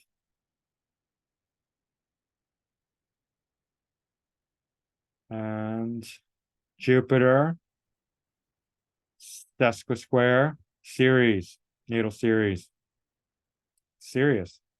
I'm telling you, Ceres is serious. Funny but true. Neptune is square his natal nodes. Neptune and Scorpio.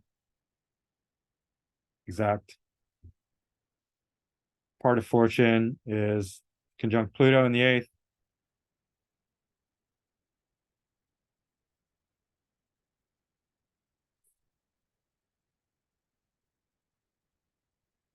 That's main one. It's really bad. But Neptune in conjunct Sedna, drugs and alcohol. Sedna, Ceres, Moon. That's, even though it's in Taurus, that's going to be quite difficult. And then Pluto square Ceres with Moon conjunct.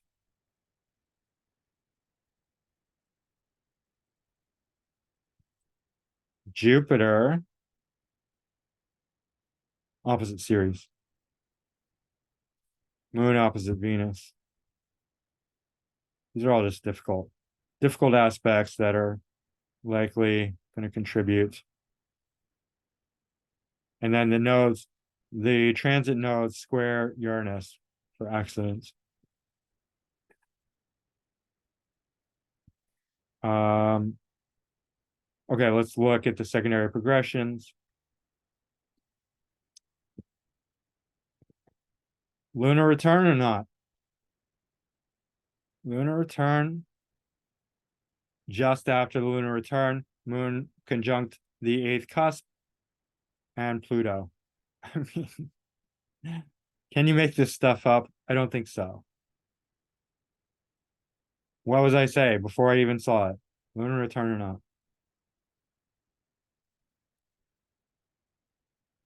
So it must be the 27 club must be around 27. You probably having your lunar return. That's probably what it is.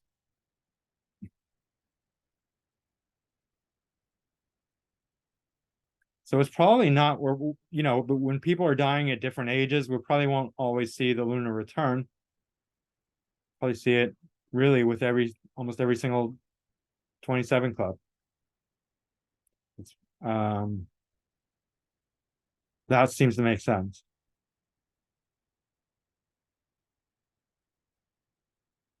But there probably is a significance about the lunar return because 27 club didn't come out of nowhere, came out of a prevalence of people dying at 27, especially celebrities.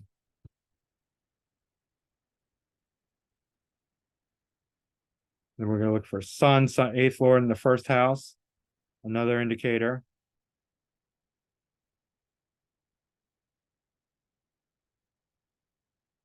Jupiter doesn't move much, so that's not a real thing. It's not much of a thing. Nodal return. No, I'm sorry. Not a return because the nodes don't move much in the secondary progression.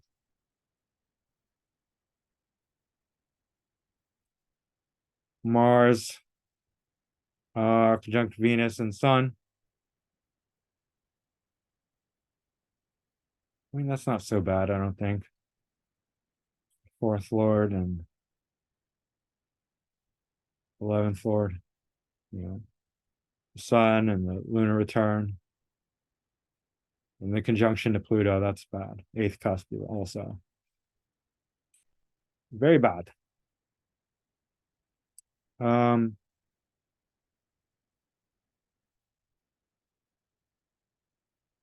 think of anything else. There's probably some difficult aspects going on. Sun's that's a square part of fortune natal. Anyway, this seems satisfactory. Brian Jones, early Stones, Rolling Stones, guitarist, I believe. All right, died of drowning. Sedna in the 8th. All right, was an English guitarist and one of the founding members of the English rock group, the Rolling Stones, known for his use of multiple instruments, fashionable mind image, recreational drug excess, and his death at age 27. Okay, enough said. Just gonna copy this.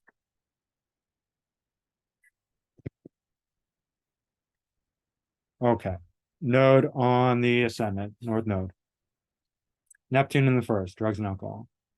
Also, Neptune and Sedna both deal with drugs, alcohol, and water. So Sedna in the eighth, drowning. Very much so. Part of fortune on the eighth cusp, famous from drowning. Sun conjunct south node in Pisces. Definitely wanted to leave the world behind. Sadly. Neptune retrograde. Mars is the eighth lord. Mars is conjunct Saturn in Taurus, where Mars is in detriment. And it's exactly conjunct Uranus. So eighth lord conjunct Saturn and Uranus. Not a good combination. In fact, not bad. I mean, yeah, Mars and Uranus is like accidental, like sudden accident. Right. In the ninth house, but Mars and Saturn is can be destructive, violent.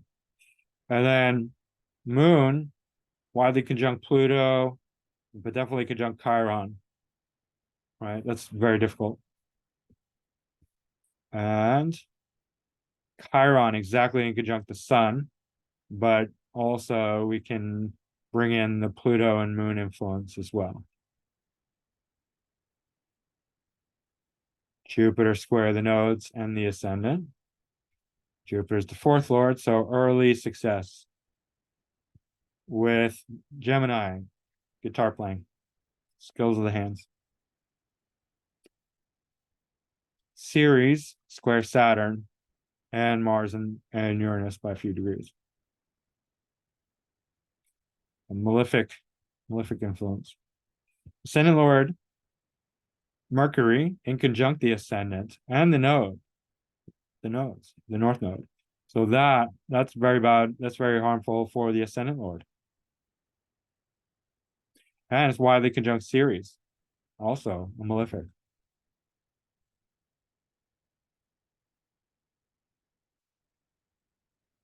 In the sixth house, anyway. Okay. And then Venus opposite Pluto and Chiron.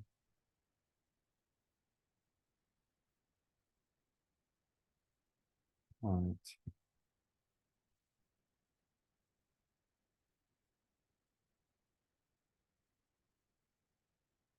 Slow Mercury, Venus, Jupiter, retro, Neptune and Pluto and Chiron.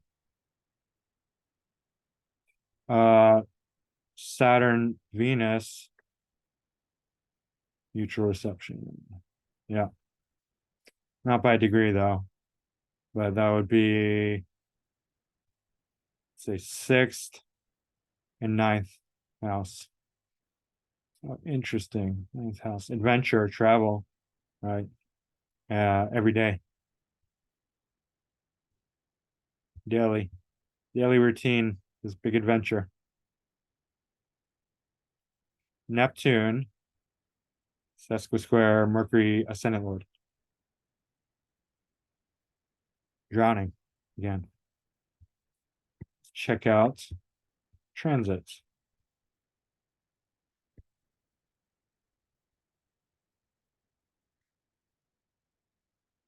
July 3rd, 1969. Okay. Pluto in the first house, conjunct the south node, detachment, and Neptune. Why they conjunct Neptune? Jupiter in Virgo, Jupiter.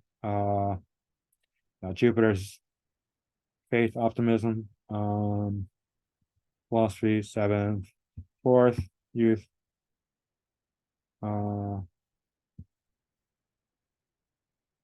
What did we say he died from?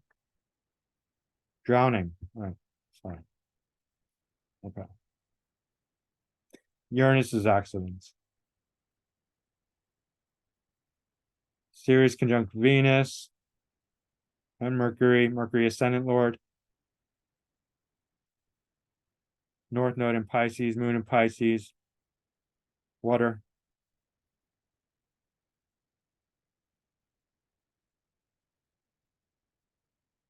Saturn conjunct Sedna in the, well, it's moving closer to ninth cusp. But Saturn conjunct Sedna is probably not great. Venus and domicile, but exactly conjunct Mars and Uranus. Well, Venus is the second lord. But Mars is the eighth lord. That's difficult. What's Mars doing? So Mars is the eighth lord, and it is 1 degree Sag. Neptune, Scorpio, Mars, Uranus, Venus, all 26. So that's interesting. Maybe he was having too much fun in the water, Neptune, Scorpio. Widely conjunct Mars, eighth lord. This Mars doesn't seem to be doing a whole lot.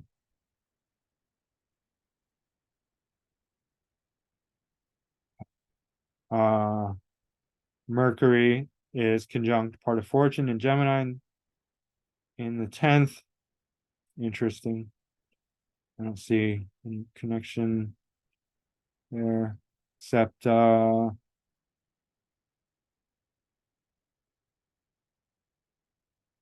Venus or Ceres, probably Ceres. It's probably sesquisquare Ceres.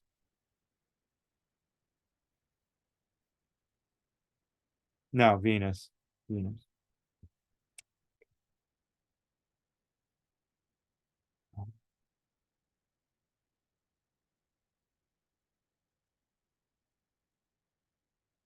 So Sun looks like it's semi-square. The Uranus, Mars, Venus, Neptune. No, not Neptune, but the Neptune's the opposition, but semi-square. Yeah, these three. So it's not very good.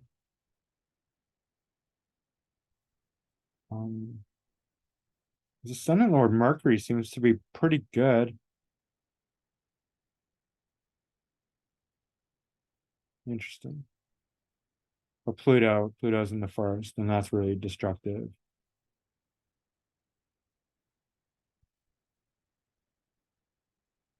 Mars conjunct Neptune in Scorpio.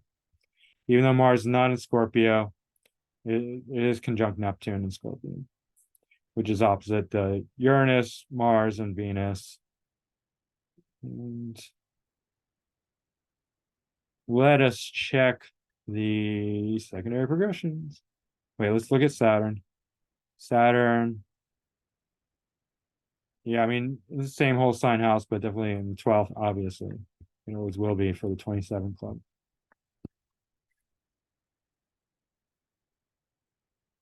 And then we're gonna probably see the moon. Yeah, 2 degrees from lunar return, conjunct Chiron, natal Pluto.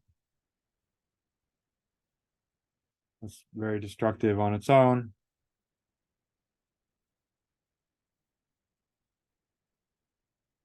Opposite Venus and Ascendant Lord Mercury.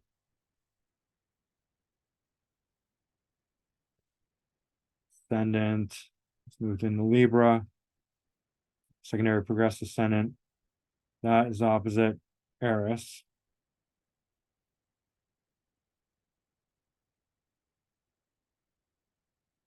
Venus conjunct Ceres. South node conjunct Mercury in Pisces. Ascendant Lord Mercury in Pisces progressed. South node, Pisces, detriment and debility. And South node, detachment. That's his ascendant Lord. That's significant. Sun is almost in the 8th cusp. The Sun, even though it's exalted, it's still moving into the 8th house.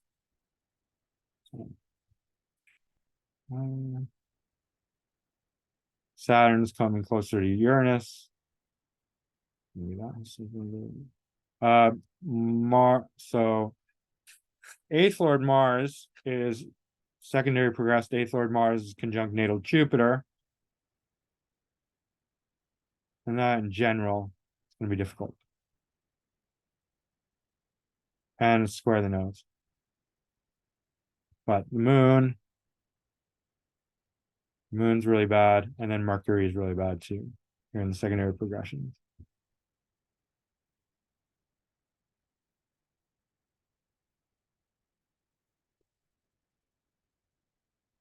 And again, there's probably some more aspects than not immediately seeing, but that's good enough. Now, Janis Joplin. Already. Let me just check the time. So, Janis Joplin has her south node right on the ascendant, which we see a lot of. Then Neptune right in the eighth house, exactly. And she died of alcohol, right? Heroin OD. So, well, she was an alcoholic. And she has Ceres and Eris and Sedna all in the second.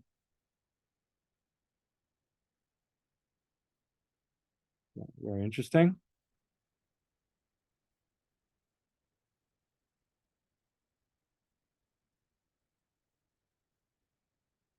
And this relates to her voice. Mars and Sag does as well in the 10th. But Jupiter's in Cancer with Moon. And then that's Kurt Cobain, Jimi Hendrix, and her all have this combination. Her Jupiter is square Sedna. So Saturn's the ascendant lord. Saturn's in Gemini, retrograde, along with Uranus retrograde. So that, even though they're both co-rule Aquarius, it is very sort of electric. Whenever you have Uranus conjunct the ascendant lord, the person becomes overstimulated, right? Their nerves their nerves are very overstimulated, and they can have problems constantly trying to quell that nervous tension that they have. And we look to Mercury, but we'd also look to Venus to be the eighth lord, right? Because this eighth cusp is going to shift depending on what house system you use. So both are in the 12th in Aquarius, conjunct each other. Mercury's retrograde and opposite Pluto. And then part of fortune conjunct Pluto. We see that, we see that again and again. Immortalized by death. Made more famous by her death than anything else. I don't know. I mean, that's arguable, but there's definitely something to be said about that. And it is opposite the eighth lord. Oh, widely, but still. And then Mercury, you could say Mercury's the eighth lord. And then Sun in conjunct Chiron, North Node conjunct Chiron. Definitely unique, definitely a bit weird, and probably had issues around her own weirdness, around feeling like a misfit. Mercury semi-square Mars.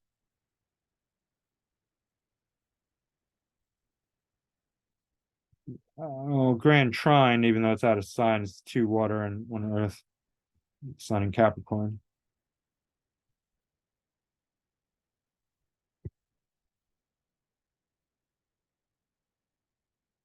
A lot of retrogrades, right? Very difficult time.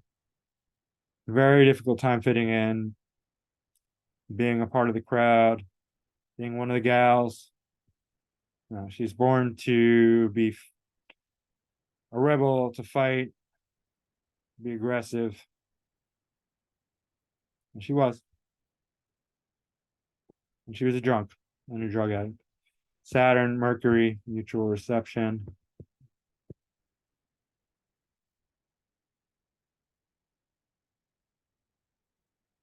Yeah, Saturn, Mercury. That's actually pretty close proximity. It's a trine. So that's actually really good. And that is ascendant lord and eighth lord, basically. So eighth and the 12th. So like really close to, well, it's very creative, first of all, musical, but also destructive, right? Eighth lord. Neptune opposite Ceres. That's bad. Ceres and Eris. Yeah.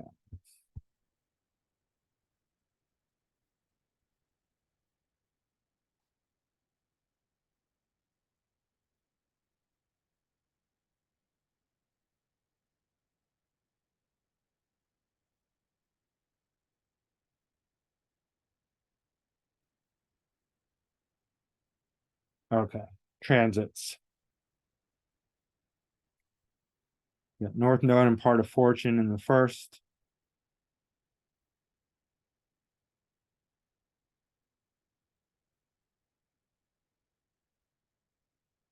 Ascendant Lord Saturn in, in Taurus. It's opposite Venus and Neptune mostly, but Moon conjunct Neptune and Scorpio, Venus and Scorpio. I'm not MC. We don't know the time, but Jupiter and Scorpio. Okay, so a lot of Scorpio influence, especially bad, difficult with Venus or sorry, Moon and Venus. But Moon conjunct Neptune, and then Venus also in for indulgence, right? Jupiter, Venus, Moon, Neptune. These are all kind of soft, feminine planets. I mean, Jupiter's not feminine, but definitely soft and excessive and malefic. Sun conjunct Uranus in the eighth.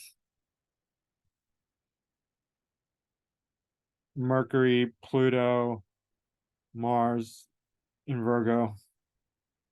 Mercury's the eighth lord. Conjunct Pluto and Mars.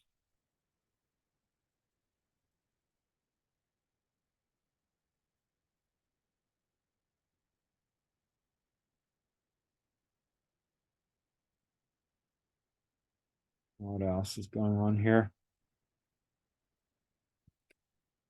Yeah, Sun conjunct Uranus in the eighth. That's really bad. And then the Scorpio stellium. And then Mercury, Mars, Pluto conjunction.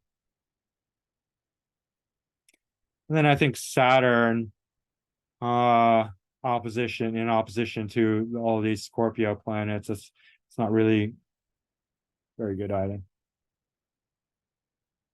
I mean, even though you could say Venus and Moon would be dignifying this Saturn. Saturn's not returning the favor.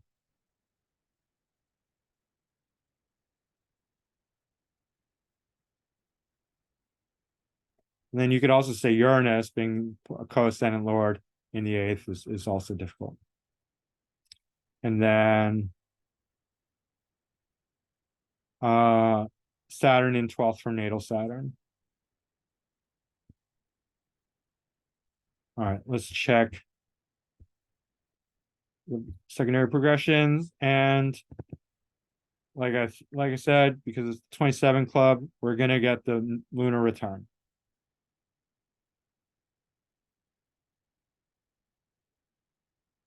But what else are we getting?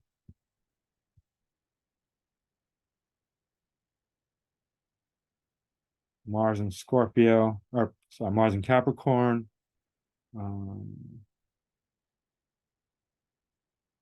South node, well, South node is conjunct the ascendant anyway, but Sun conjunct South node.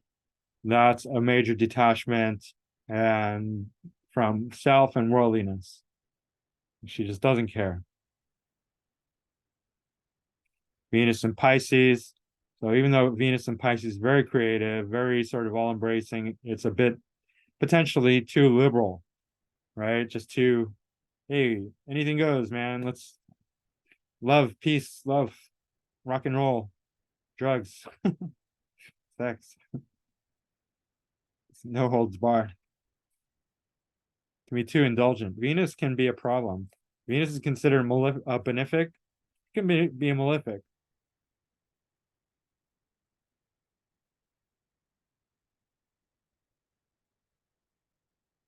Yeah, so that's pretty much it. We're getting the Sun, South Node, this Venus in the first, exalted, too much fun, Too much fun. Lunar return, as always. Mercury is in the 12th. Mercury is the 8th lord, but it's at 0 degrees Aquarius.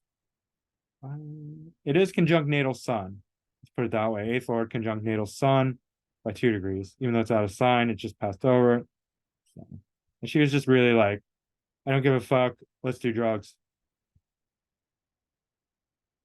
That's what it came down to. Let's keep going. Did I check her dignities? I just can't remember. Outer planets, all. Oh yeah, so many. Yeah, I did. So many retrogrades. Rebellious and fighter. South node conjunct ascendant. It's in the 12th a little bit, but still very close to the ascendant. You see that a lot. Jim Morrison, he died of heart failure, I believe. Heart failure. And Chiron. How does Chiron relate to heart failure? I don't know. But it clearly does. Somehow. But let's look at this. Chiron square the sun, both semi-square Venus in Scorpio. Venus is in detriment in Scorpio, 0 degrees. It's very intense. Okay. Now, Neptune is opposite Eris, both square Ceres. So Neptune's in the 8th. Ceres, Eris. These are all malefics when they're badly aspected. And this is exact. And part of fortune is conjunct Ceres. Ceres has that Pluto connection. North node exactly conjunct Pluto in the 7th in Leo. Not good. Let's look at his ascendant lord, Saturn. Saturn's in Gemini. Okay. But Saturn is semi-square North node and Pluto. Ascendant lord Saturn, semi-square Pluto. Not good. And that's also Moon square Pluto. This dude had a lot of hard aspects, a lot of really difficult aspects. Mercury, opposite Ceres by 4 degrees. It's at 0 degrees Capricorn. Mercury in Capricorn's fine. I see no problem with that. You see a lot of successful people, writers or good thinkers, strong thinkers with Mercury in Capricorn. So that's not an issue, but it's exactly sextile Venus. So for poetry, that's really good, right? Because Mercury is the writing and the intellect. Venus is the beauty, the aesthetics. Exactly sextile. Opposite series. Difficult, very difficult. Neptune. Oh, we already talked about that. Neptune, Eris, Ceres, part of fortune. Again, part of fortune playing into the death of these 27 clubbers. North node Pluto. That's very difficult. A lot of Mars, Uranus, accidents, trauma, sudden violence. 4th house when he's young, youth. He died when he's young. And he got fat before he died. Also, part of this, not a T-square, it's a square and 2 semi-squares. Pluto, Moon, Saturn. Ascendant Lord Saturn retrograde. Uranus, Ascendant Lord. Also retrograde, conjunct Mars.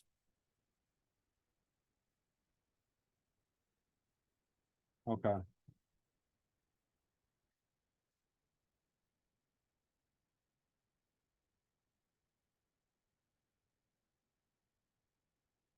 Copy the death date.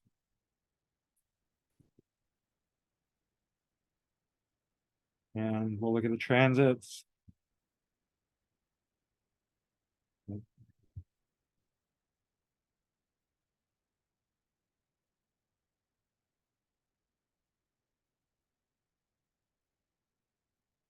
Did I check out his dignities already?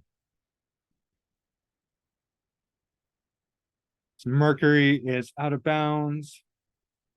Ceres is out of bounds. Mars is retrograde. So definitely angry, aggressive. Saturn, Uranus, rebellious, not regarding the law. Pluto, Ceres, said no. And then Sun, Jupiter, Saturn, Mercury. Let me check this out. Hold on. Sun, Jupiter. Yeah. Let me just look at that real quick. Sun, Jupiter. That's 7th and 11th. So that's very popular. And talks about groupies as well. You know, relationships from groups exchanging. And it's also very good luck. And then what was the other one? Saturn, Mercury. Yeah, Saturn, Mercury. That's not, yeah.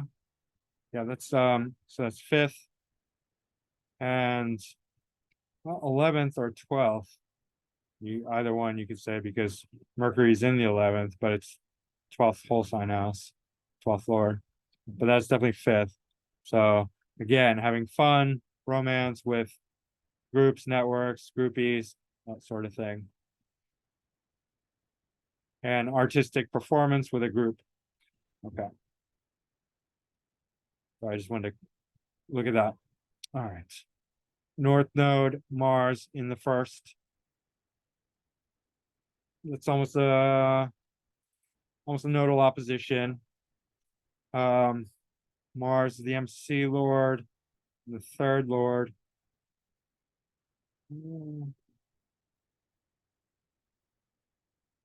Not really a death transit, but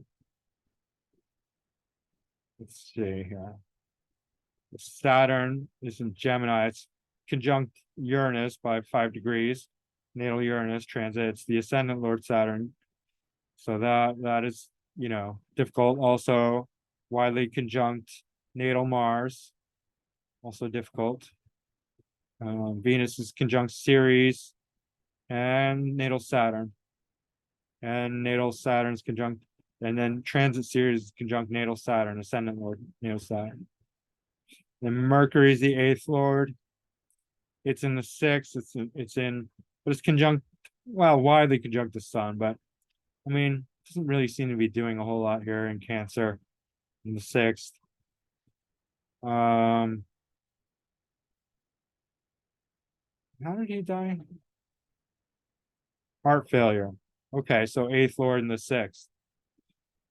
In Cancer, Sun in Cancer. That seems to, I mean, yeah, typically I would say heart is more Leo, but Cancer also could relate to it, especially Sun in Cancer. Conjuncting the 6th cusp with 8th Lord in the 6th.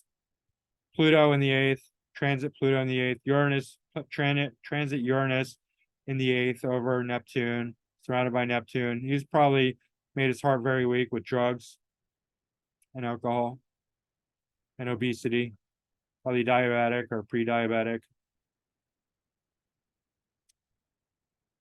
Moon in Scorpio, Jupiter in Scorpio, Jupiter conjunct Neptune, you know, for excess drugs and alcohol, things like that. Yeah, just difficult transits. I'm not sure if there was anything in particular. We can see part of fortune in Pisces in conjunct Neptune in the 8th. That seems like something. Jupiter square Jupiter.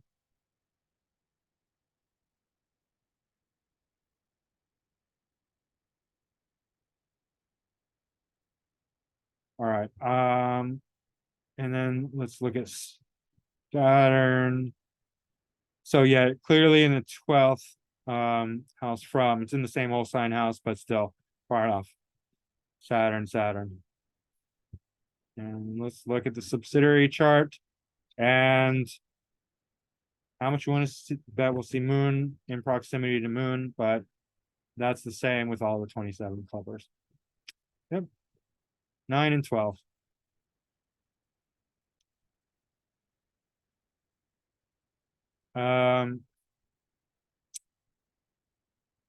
Mars exactly conjunct Uranus. Ascendant in Pisces, but it's been there for a while, but still drug alcohol habit. Being too liberal with himself. Ascendant in Pisces. Very creative though.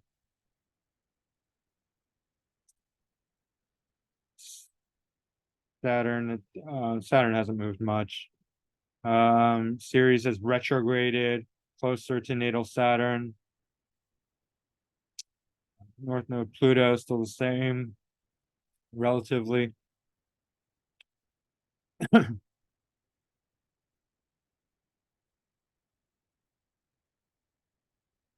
sun has moved in proximity. Well, it's yeah, I mean it's 15 degrees from the eighth lord here, and same sign in Capricorn. That is 9 degrees from the eighth lord Mercury in the 12th, conjuncting the 12th cusp, basically.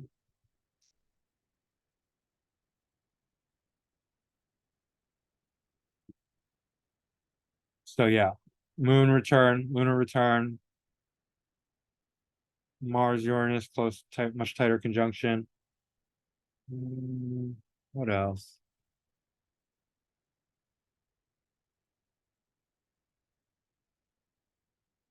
I can't think of anything. I can't see anything else.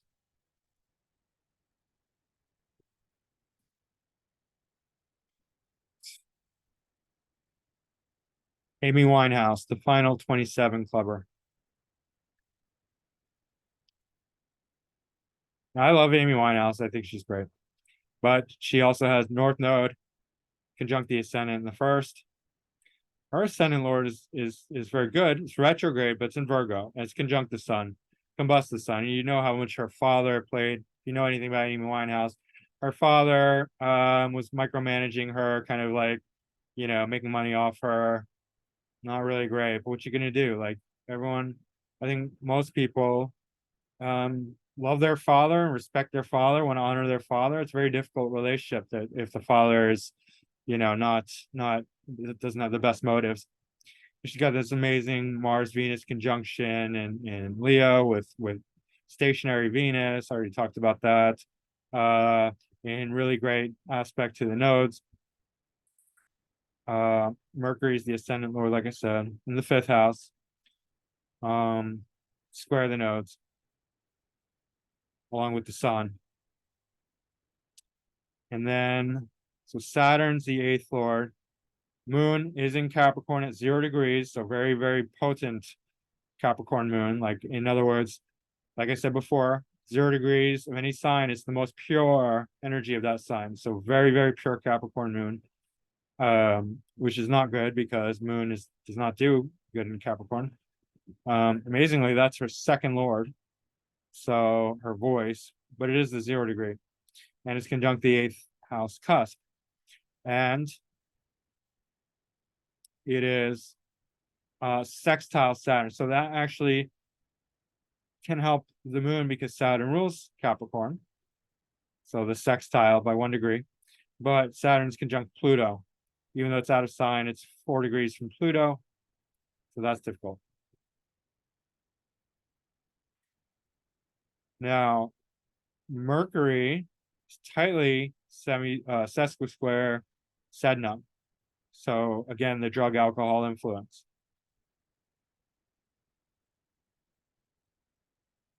Jupiter is opposite Chiron. Jupiter is conjunct Uranus and opposite Chiron. Jupiter is in Sag, which is good, but it's conjunct Uranus.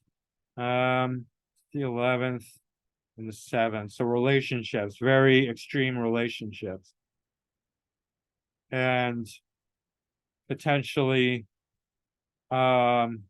very difficult ones that people have a hard time. Her relationship was not good. This guy was a drug addict, Uranus, right? Or also South Node, Neptune in the 7th. So he was not a good influence on him. And then Chiron in conjunct Saturn, which is the eighth lord. also quite difficult. And then Moon, semi-square Ceres,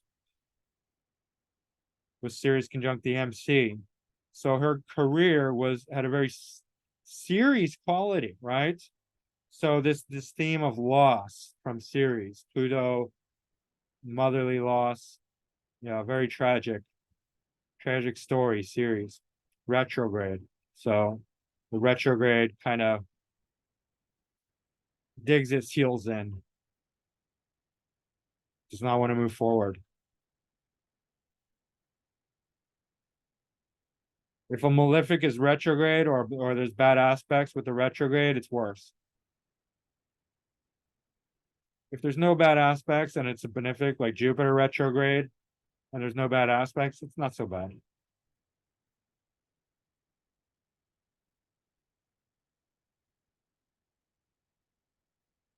All right, I think that is everything for the natal. Let me look at the dignities. Moon slightly out of bounds. So definitely extreme. Ceres out of bounds, and Ceres is conjunct the MC. So career that is very extreme, but tales of loss and sadness. Mercury's retro, that's her ascendant lord. Venus is station. Neptune is very slow. That's good for creativity. Chiron, Ceres retrograde. Yeah. Mercury and Jupiter in domicile.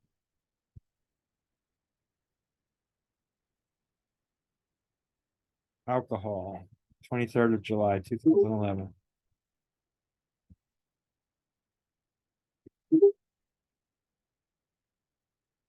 I don't know why it's making that sound.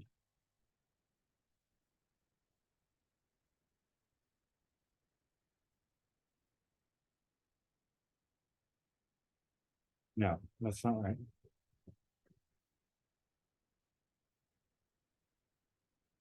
Why do I want to copy? There.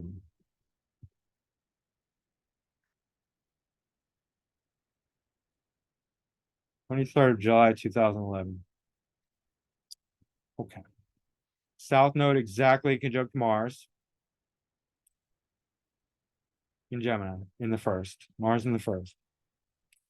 Pluto in Scorpio on the eighth cusp conjunct the moon. That's bad. That is bad. Nodal opposition. I think we've seen this a number of times, the nodal opposition in transit. Saturn is the eighth lord. It's exalted in Libra here. So that's not bad. Let's look for Mercury. Mercury's conjunct part of fortune in Leo. It's let's see. It's conjunct Mars and Venus, a little wide, but still. I don't see anything negative happening there. But Mars is square Mercury and the nodes. Yeah. So her Mars and Sun are square the nodes and the natal and transit nodes.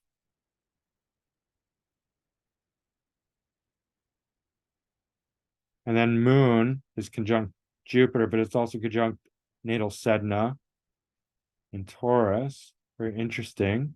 So an excessive time, indulgence, right? Here we have exalted Moon conjunct Jupiter in Taurus, where Jupiter is neutral in Taurus, but Moon exalts in Taurus. And what does she do? Drinks herself to death. Moon and Jupiter, excessive celebration, excessive indulgence, right? So these benefics are not always benefic. Too much of a good thing will kill you, especially if you already, have a lot of that. If you're already, rich and famous. Neptune in Pisces, conjunct Chiron, part of fortune. Well, not Chiron and Pisces, but Neptune, definitely see that. But this Pluto moon on the eighth cusp, that's really bad. Sun is 0 degrees, Leo. So Sun is exalted. Sun is not exalted, domicile. So it's celebrating too much. But it's in conjunct natal moon. So that's interesting. Saturn's in good dignity here. That's really interesting. And then Saturn, 12th for natal Saturn.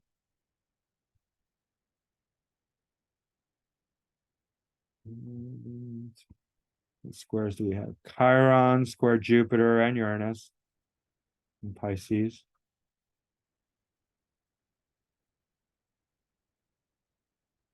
Chiron, square Chiron, Neptune, square Chiron.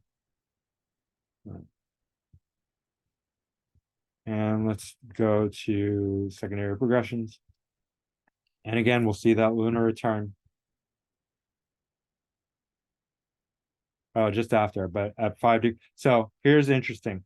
Transit Pluto's at 5 degrees Capricorn. Secondary progressed moon is at 5 degrees Capricorn, right on the 8th cusp. And lunar return, 5 degrees.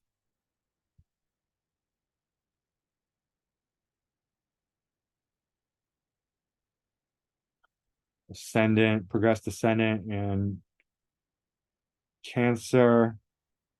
It's not really aspecting anything. Square Eris a little bit.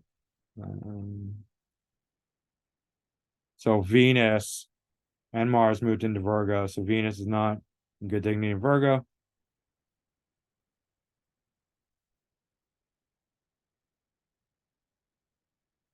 Opposite part of fortune. Saturn, Pluto, Sun. Sun is approaching Pluto in Libra. Mercury's in Libra.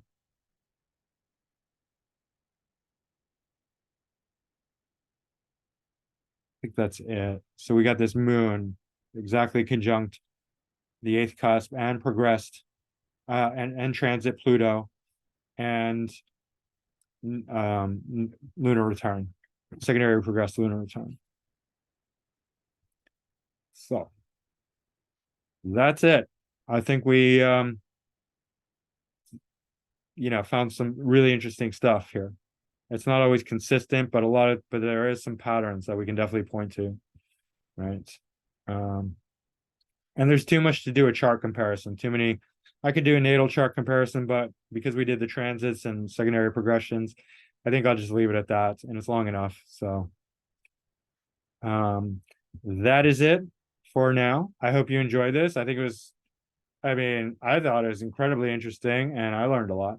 So I hope you did too. And I have my wizard hat on, so that definitely makes me a wizard. So that adds something. I'm certain of it. Anyway, guys, hit that like button, subscribe if you haven't already, share it, and book a reading with me. Macroastrology.com. It's my website. Macrogoldmachine@yahoo.com is my email. And inquire about the astrological counselor training program with me. And also, if you want personal one-on-one coaching, that's also available. So hit me up and leave a comment down below. Let me know what you think. That's it, guys. Mediocre astrologer wizard signing off. He's okay. Guys, laugh it off. Take a victory laugh. Win before you win, because that's how you win. So that's one for the books. Write that down. Anyway, I'll see you guys again soon. Thanks. Bye.